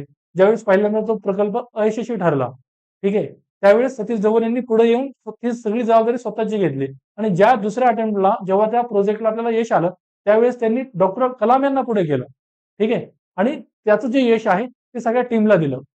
मग अशा व्यक्ती गरजेच्या असतात, ठीक आहे. त्यामुळे तुम्हाला तुमचा जो काही सो आहे, तुमचा जो काही इगो आहे, त्याला बाजूला सारून तुम्हाला समाजातील वास्तविकता स्वीकारणं, समजून घेणं गरजेचं असतं. यासंबंधी युपीएससीनं कोर्टमध्ये सुद्धा येऊन वारंवार प्रश्न विचारलेले आहेत. मी त्यातलं एक कोट आज आपल्या लेक्चरला घेऊयात आपण, ठीक आहे. मग हे आहे की इगोचं स्वचं अहमचं संरक्षण करण्याचं काम. मग हे सुद्धा आपला तो काय म्हणूयात की आपला जो ऍटिट्यूड आहे हे महत्वाचं काम करत असतो आणि यामुळं व्यक्ती जी काय आहे तिच्याविषयीचं जे काही मूलभूत सत्य आहे, फंडामेंटल ट्रूथ आहे, ते समजून घेण्यापासून दूर दूर जात राहते. मूलभूत सत्य जाणून घेण्यापासून ती व्यक्ती रोखली जाते, ठीक आहे, तिला ते समजत नाही. याच्या संबंधीची बाकीची उदाहरणं सुद्धा आपण बघू शकतो, की जो काही काय म्हणूयात की त्याला काय म्हटलं जातं, की सन ऑफ सॉइल थेरी माहिती आहे तुम्हाला? तर आपण मराठीमध्ये काय म्हणतो सन ऑफ सॉइल थेरीला, की भूमिपुत्राचा सिद्धांत.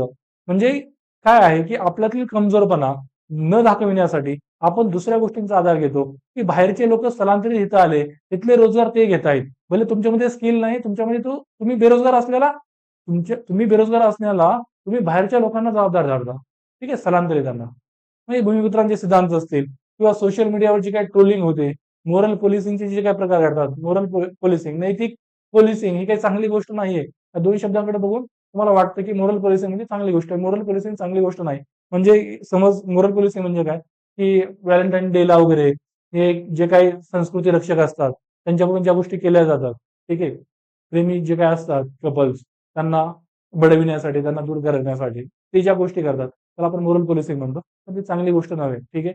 जसं की गोरक्षक असतील, हे काय मोरल पोलिसिंगचं काम करून एखाद्याची मॉब लिंचिंग करणं, त्यातला हे प्रकार. पण या अयोग्य आणि अनैतिक गोष्टी आहेत, ठीक आहे.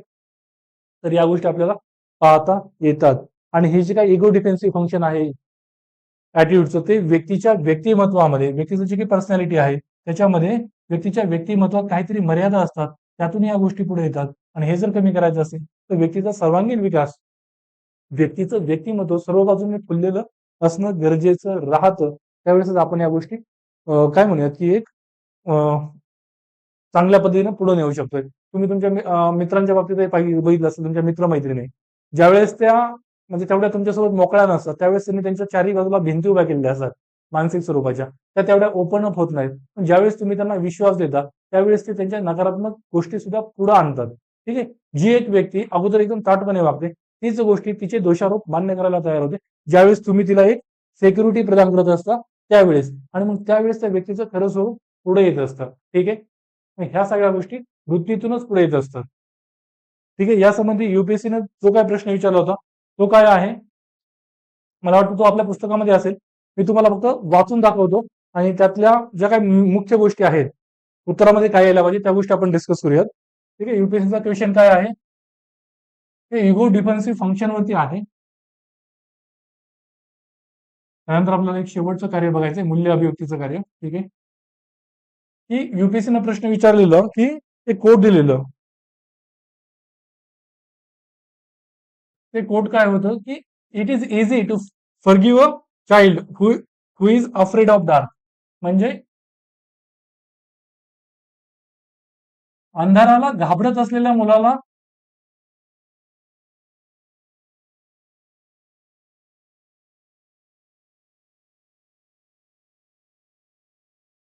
बालकाला म्हणूयात आपण, चाइल्ड म्हटल्यावर बालकाला माफ करणं हे सोपं आहे. मात्र प्रकाशाला घाबरणाऱ्या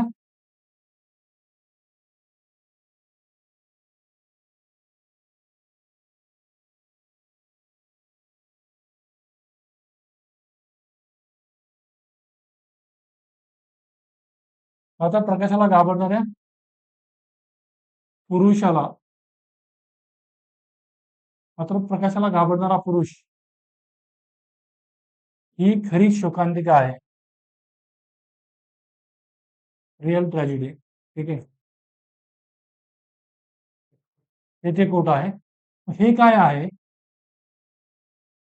याच्यामध्ये काय म्हटले की त्याच गोष्टी आहेत की अंधाराला घाबरत असलेलं बालक म्हणजे ज्या बालकाला योग्य काय आहे अयोग्य काय हे माहित नाही. बालक म्हणजे काय, ज्याला नैतिक अनैतिकतेची चाड अद्याप भेटलेली नाहीये, त्याला योग्य काय आहे अयोग्य काय हे माहित नाहीये. मग अशा वेळेस त्या बालकानं केलेल्या अयोग्य गोष्टी एक वेळ आपण समजून घेऊ शकतो, त्या बालकाला माफ करू शकतो. मात्र ज्या वेळेस त्याच गोष्टी एखादा समजून घेणारा व्यक्ती जर करत असेल, जो पुरुष म्हणजे ज्याला योग्य अयोग्य काय आहे हे माहीत असूनही जर तो अयोग्य गोष्टी करत असेल तर ती खरी शोकांतिका आहे समाजासमोरची. एखादा सनदी सेवक, मग आपल्याला हे जे कोट आहे त्याच्या उत्तरामध्ये ते कोटचा जो काय अर्थ आहे तो तुम्हाला नीट समजावून सांगायचा आहे. ठीक आहे, हे जे काही इंटरप्रिटेशन आहे की व्यक्ती ज्यावेळेस स्वतः संरक्षण करण्यासाठी सामाजिक वास्तविकतेपासून दूर पळते,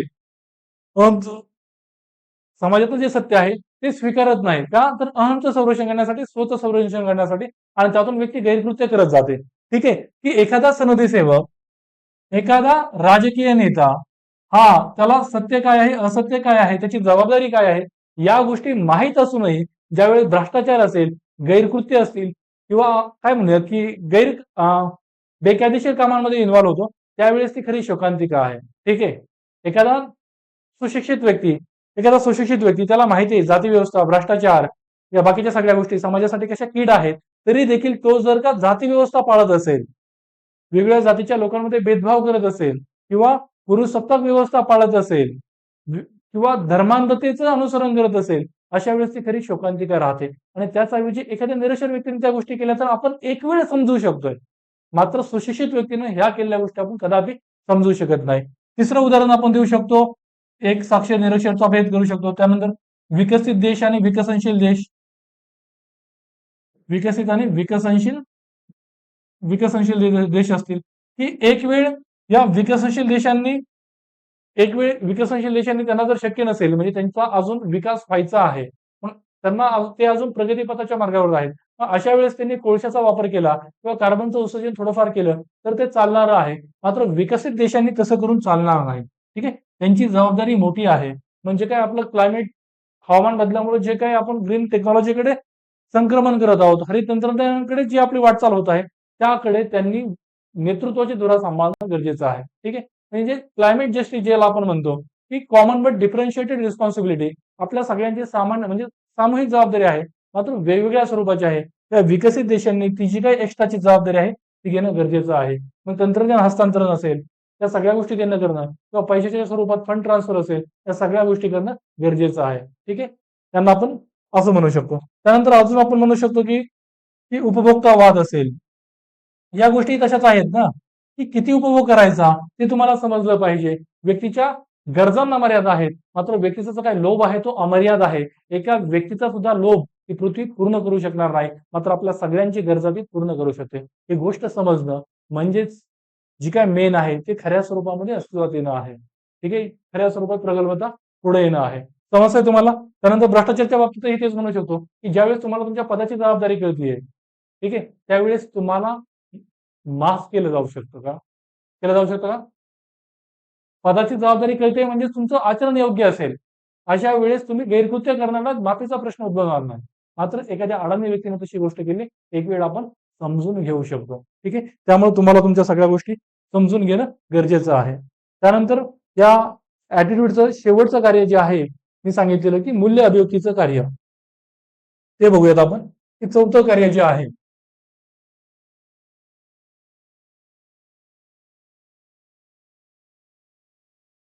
मूल्य अभिव्यक्तीचं कार्य म्हणजे काय, व्हॅल्यू एक्सप्रेसिव्ह फंक्शन. त्यालाच आपण सोशल आयडेंटिटी किंवा सामाजिक ओळखीचं कार्य असं देखील म्हणतो. सामाजिक ओळखीचं कार्य. त्याच्यामध्ये व्यक्तीची जी काही मूल्य व्यवस्था आहे, व्यक्तीची जी काही मूलभूत मूल्य आहेत,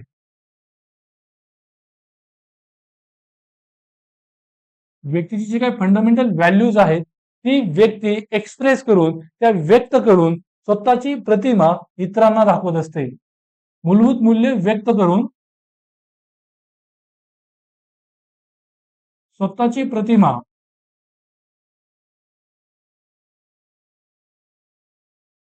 इतरांना दाखवत असते. ठीक आहे. आणि हे काम ऍटिट्यूडद्वारे होत असतं. समजा काय म्हणूया की तुम्ही महिलांचा आदर करणारा मूल्य ठेवता. अशा वेळेस वुमेन्स डे महिला दिवस आला की त्या दिवशी तुम्ही व्हॉट्सअपवरून व्हॉट्सअपवरून तुमचा स्टेटस ठेवणार किंवा तुम्ही देशभक्ती हे मूल्य बाळगता. अशा वेळेस एक व्यक्ती म्हणून तुमची स्वप्रतिमा काय आहे ती जगाला दाखवण्यासाठी तुम्ही तशी अभिव्यक्ती कराल. 26 जानेवारीला तुम्ही 26 जानेवारीला तुम्ही व्हॉट्सअपला तिरंग्याचा तिरंग्याचा टेस्ट ठेवाल, देशाविषयी काहीतरी ठेवाल. त्यातून तुम्ही स्वतःची ओळख ही जगाला दाखवत असताय. म्हणजेच हा ऍटिट्यूड तुमचं स्वप्रतिमा जगाला दाखवण्यासाठी सुद्धा मदत करत असतो. तुमच्या मूल्यांना अभिव्यक्त करण्यासाठी सुद्धा मदत करत असतो. ठीक आहे. म्हणजेच काय ही वृत्ती व्यक्तीला ओळख स्थापित करून देते किंवा ही वृत्ती जी काय आहे ती व्यक्तीला ओळख स्थापित करण्यासाठी मदत करत असते. व्यक्तीची जी ओळख जी आयडेंटिटी आहे ती स्थापित करण्यासाठी सहाय्य करत असते. ठीक आहे. त्यातून व्यक्ती समाजामध्ये तशी ओळखली जाते की ती ज्या गोष्टी करते त्यावरून. आणि याच्यामुळे काय होतं की व्यक्तीला तिची ओळख स्थापित केल्यामुळे दॅट पर्सन फील्स गुड, तिला चांगलं वाटतं. मग चांगलं वाटतं तो जो काही भाव आहे तो सुद्धा या मूल्य अभिव्यक्तीच्या कार्यामुळे पुढे येत असतो. ठीक आहे. की चांगलं वाटणं मेक अस फील गुड. का आता आपली ओळख स्थापित होत आहे, आपल्याला जशी हवी तशी आपण आपली मूल्य अभिव्यक्ती करू. ठीक आहे. म्हणजेच काय की समज व्यक्तीचं जे काही आचरण असतं किंवा एखादी व्यक्ती ज्यावेळी स्वातंत्र्य लोकशाही या तत्वांचं पालन करणारी असेल अशा वेळेस ती तिच्या कामाच्या ठिकाणी सुद्धा ती सगळ्यांना विचारात घेऊन निर्णय घेणं असेल. ठीक आहे. की किंवा काय म्हणूयात की इतर जे काही लोक आहेत त्यांच्या कामाचं श्रेय त्यांना देणं, स्वतः न घेणं किंवा एखाद्या अपयशी जबाबदारी स्वतः घेणं. जर तिच्यामध्ये नेतृत्व गुण, स्वातंत्र्य, लोकशाही ही जर मूल्य असतील तर ठीक आहे ती तिच्यापेक्षा वेगळं मत ठेवणाऱ्यांचाही आदर करत असेल. म्हणजेच कन्स्ट्रक्टिव्ह डिसेंट, स्वतःपेक्षा वेगळं मत असणाऱ्यांचं सुद्धा मत विचारात घेत असेल, कन्स्ट्रक्टिव्ह डिसेंटला प्रोत्साहन देणारी असेल. मग ह्या सगळ्या ती जी काही व्हॅल्यूज एक्सप्रेस करते त्याच्यावरून तिची ओळख स्थापित होत असते. आणि ही ओळख जेव्हा स्थापित होते त्यावेळेस त्या व्यक्तीला चांगलं वाटत असते. ठीक आहे. म्हणजे ही मूल्य अभिव्यक्तीचं कार्य वृत्ती करत असते, जी व्यक्तीला ओळख स्थापित करून देण्याचं महत्वाचं कार्य पार पाडते. आणि मग जर व्यक्तीला तिची वृत्ती बदलायची असेल तर त्यासाठी त्या मूल्य व्यवस्थेमध्ये बदल करावा लागतो. कारण की मूलभूत मूल्य व्यक्त करून त्याची स्वतःची ओळख स्थापित करत असते. कळतंय ना. आणि त्याच्यामुळे मूल्यव्यवस्था बदलावी लागते. मूल्यव्यवस्था बदलली तर वृत्ती बदलू शकते. मात्र मूल्यव्यवस्था एका दिवसात एका रात्रीत बदलत नसते, एका रात्रीत आकाराला येत नसते. ही हळूहळू चालणारी प्रक्रिया असते. ठीक आहे. हळूहळू ती गोष्ट डेव्हलप होत असते आणि बदलायची असेल तरी ती हळूहळू बदलली जाते. ठीक आहे. मग मूल्यव्यवस्थेतून ह्या गोष्टी आपण बदलू शकतो. मग आपण काय काय बघितलं एकदा थोडक्यात रिवाइज करूयात. आज मला वाटतं आपण इथं थांबूयात की खूप जास्त कंटेंट हेवी नको व्हायला तुम्हाला. थोड्या वेगळ्या गोष्टी आहेत तुमच्यासाठी. आपण संकल्पना आणि व्याख्या बघितली. याच्यामध्ये मी तुम्हाला सांगितलं काय काय सांगितलं होतं की वृत्ती म्हणजे काय. वृत्ती म्हणजे काय त्याच्यामध्ये दोन घटक असतात, एक ऍटिट्यूड होल्डर आणि एक ऍटिट्यूड ऑब्जेक्ट. म्हणजे वृत्तीधारक म्हणजे शही व्यक्ती, तुम्ही, मी, कोणीतरी, सब्जेक्ट, करता. ठीक आहे. त्याची वृत्ती कशा प्रतीची तरी होती म्हणजे ऍटिट्यूड ऑब्जेक्ट. त्या दोन गोष्टी असतात. मग त्याबद्दलचा तुमचा जो काही समज आहे, तुमचं जे आकलन आहे, तुमचं जे मत आहे त्याला आपण वृत्ती असं म्हणत असतो. एखादी व्यक्ती असेल, वस्तू असेल, घटना असेल, परिस्थिती असेल इत्यादींबद्दलची तुमची धारणा किंवा मत काय आहे त्याला आपण वृत्ती म्हणतो. त्याच्यामध्ये तुमचा बोधन, भावन आणि कृतीप्रवण दृष्टिकोन काय आहे ते सकारात्मक असेल, नकारात्मक असेल. ठीक आहे. कोणत्या स्वरूपाची वृत्ती सकारात्मक आहे की नकारात्मक आहे एखाद्या वस्तू, व्यक्ती, घटना, परिस्थिती इत्यादींबद्दलची त्याला आपण वृत्ती असं म्हणत असतो. तिची वैशिष्ट्य आपण काय बघितली, दीर्घकाळ टिकून राहणारी असते. तुमच्या मूल्यव्यवस्थेतून पुढे येते. ही मूल्यव्यवस्था सामाजिकरणाच्या प्रक्रियेतून पुढे येते. ही वृत्ती काही गरज काय म्हणजे काही कार्य पार पाडते त्यामुळे ती आपण बाळगून असतोय. ती व्यक्ती सापेक्ष असते म्हणजे व्यक्तीपर्यंत ती बदलते. ठीक आहे. ती सातत्य तत्वाची पुष्टी करते. म्हणजे ती दीर्घकाळातून आकारलेली असते, ती लगेच बदलली जाऊ शकत नाही. ती सातत्यानं सातत्य दर्शवते. ठीक आहे. या गोष्टी आपण वैशिष्ट्यामध्ये अभ्यास केल्या. त्यानंतर आपण वृत्तीचे घटक बघितलेले, कॅप मॉडेल पाहिलेलं. त्या म्हणजे काय, बोधात्मक घटक, भावनात्मक घटक आणि वर्तणूक घटक. तुमचा जो बोध आहे त्यातून तुमच्या भावना तयार होतात आणि तुमच्या भावनांमधून तुमचं वर्तणूक तयार होत असते. वर्तणुकीसंबंधीचा कल आकार घेत असतोय. ठीक आहे. समजा एखाद्या गोष्टीप्रती तुम्हाला नकारात्मकतेचा भाव असेल, कसं म्हणूयात की सिगारेटचं उदाहरण पुन्हा एकदा सांगून आपण रिवाइज करूयात, की सिगारेट जर आरोग्याला हानिकारक आहे असं जर तुम्हाला वाटत असेल तर तिच्यामध्ये घृणेची भावना येणं आणि ती तुम्ही न ओढणं या गोष्टी आकार घेत असतात. ठीक आहे. एका गोष्टीतून दुसरी गोष्ट आकार घेत असते. ते वृत्तीचे घटक असतात. आणि प्रेज्युडाइस किंवा पूर्वग्रह दूषितता म्हणजे काय, एखाद्या गटाप्रती तुमचा असलेला नकारात्मकतेचा भाव आणि त्यातून त्यांच्याप्रती रागाची आणि द्वेषाची भावना येणं. ठीक आहे. त्यांच्याप्रती हिंसाचार करणं, त्यांच्याप्रती भेदभाव करणं, या प्रेज्युडाइस मधून गोष्टी येतात. त्यांना आळा घालण्यासाठी काही कायदे असतात. मात्र कायदा हा सर्वंकष उपाय ठरू शकत नाही. कारण कायदे सर्व गोष्टींच्या बाबतीत असू शकत नाही. याला जर रोखायचं असेल तर आपल्या मूल्यव्यवस्थेत बदल करणं, आपल्या कॉग्निशन मध्ये बदल करणं गरजेचं आहे. ठीक आहे. त्यानंतर वृत्तीची आपण 4 कार्य बघितली. पहिलं कार्य होतं गरज कार्य, म्हणजे वृत्ती काहीतरी गरज पूर्ण करते, त्यामुळे आपण वृत्ती धारण करून असतो. जोपर्यंत गरज कार्य चालतं तोपर्यंतच ती वृत्ती धारण केली जाते. ठीक आहे. आणि हे जे काही गरज कार्य आहे ते उपयुक्तता कार्य असतं. आपलं सुख वाढवतो किंवा दुःख कमी करत असते. त्यानंतर दुसरं कार्य बघितलं आपण ज्ञान कार्य. मग वृत्ती ही आपल्याला ज्ञान देत असते. म्हणजेच काय, जे काही माहिती आहे वेगवेगळ्या स्वरूपाची तिला चांगल्या पद्धतीने संचयित करून एक इंटरप्रिटेशन, एक अन्वयार्थ पुरवण्याचं काम ती करत असते. त्यातून आपली जी जटिलता आहे ती कमी होऊन सोपं आणि व्यक्तीला समजेल अशा स्वरूपात ज्ञान देत असते. ठीक आहे. मात्र ते वास्तविक आणि खरंच ज्ञान असेल असं नव्हे. ते फक्त सोपं, आपल्याला समजायला सोपं अशा स्वरूपात असते. त्यामुळे व्यक्ती ते धारण करून असते. तिसरं असं अहमचं संरक्षण. तुम्ही तुमच्या इगोला डिफेंड करण्यासाठी वृत्तीचा वापर करत असताय. ठीक आहे. की एखादी वृत्ती धारण करत असताय, की एखादं कोल्ह्याचं आणि द्राक्षाचं उदाहरण जे बघितलं, की ते आंबट आहेत म्हणून मला नको आहे. हा जो विचार तुमचा येतो तो स्वतःचं संरक्षण करण्यासाठी येत असतोय. आणि त्यानंतर मूल्य अभिव्यक्तीचं कार्य म्हणजे काय, तुमची सामाजिक ओळख. तुम्हाला बाकीचे लोक काय समजतात. आपण अगोदर बघितलेलं की ही जी काही ऍटिट्यूड आहे ही अमूर्त आहे. व्हॅल्यू, ऍटिट्यूड, मोरल आणि एथिक्स हे अमूर्त आहेत. त्यांना आपण थेट स्पर्श करू शकत नाही. मग या गोष्टी समजतात कशा, तर तुमच्या बोलण्यातून नाही की माझी वृत्ती अशी आहे. तुमचं जे वर्तन आहे, वागणं आहे, तुमच्या ज्या कृती आहे त्याच्यातून इतर व्यक्ती त्या गोष्टी काढत असतात. म्हणजेच तुम्ही तुमची मूल्य अभिव्यक्त करतात आणि त्यातून बाकीच्या व्यक्ती तुमच्याविषयीचा तुमचा ऍटिट्यूड त्या गोष्टीप्रतीचा कसा आहे हे समजून घेत असतात. ठीक आहे. ही वृत्तीची कार्य आपण बघितली. आता पुढच्या लेक्चरमध्ये आपण वृत्तीवर्तन सातत्य काय आहे, सामाजिक प्रभाव आणि पाठपुरावा आणि वृत्तींचे प्रकार हे 3 टॉपिक अभ्यासणार आहोत. आतापर्यंतच्या सगळ्या गोष्टी तुम्हाला समजलेल्या असतील. तर जो काय मी पहिला प्रश्न दिलेला की डिफाईन ऍटिट्यूड वाला, की ऍटिट्यूडची व्याख्या करा, ऍटिट्यूडचं स्वरूप सांगा आणि ऍटिट्यूडचे कंपोनंट्स यांची चर्चा करा. तो प्रश्न तुम्ही क्लास असाइनमेंट म्हणून आज घ्याल आणि तो सोडून माझ्याकडे चेक करायला द्याल. आतापर्यंत सगळ्या गोष्टी तुम्हाला समजल्या असतील अशी मी आशा करतो. आणि जर काही अडचण असेल तर तुम्ही मला त्या विचारा. मात्र कोणत्याही स्वरूपात डाऊट्स मध्ये राहू नका. ही जी काही कॉन्सेप्च्युअल क्लॅरिटी आहे ती खूप महत्वाची आहे. प्रश्न भले थेट आपल्या टॉपिकवरती जरी नाही आले तरी याच संकल्पनात्मक बांधणीतून तुम्हाला ते सोडवायचे आहे. ठीक आहे. त्यामुळे understanding is very much important. की तुम्ही कदापिही तिच्याकडे दुर्लक्ष करणार नाहीत. गोष्टी नीट समजून घेण्यावर तुमचा भर असेल. या सगळ्या गोष्टी आपल्या नोट्समध्ये आहेत. त्या व्यवस्थितरित्या बघा. कुठेही काही अडचण आली तर मला विचाराल नक्की. Thank you so much. धन्यवाद.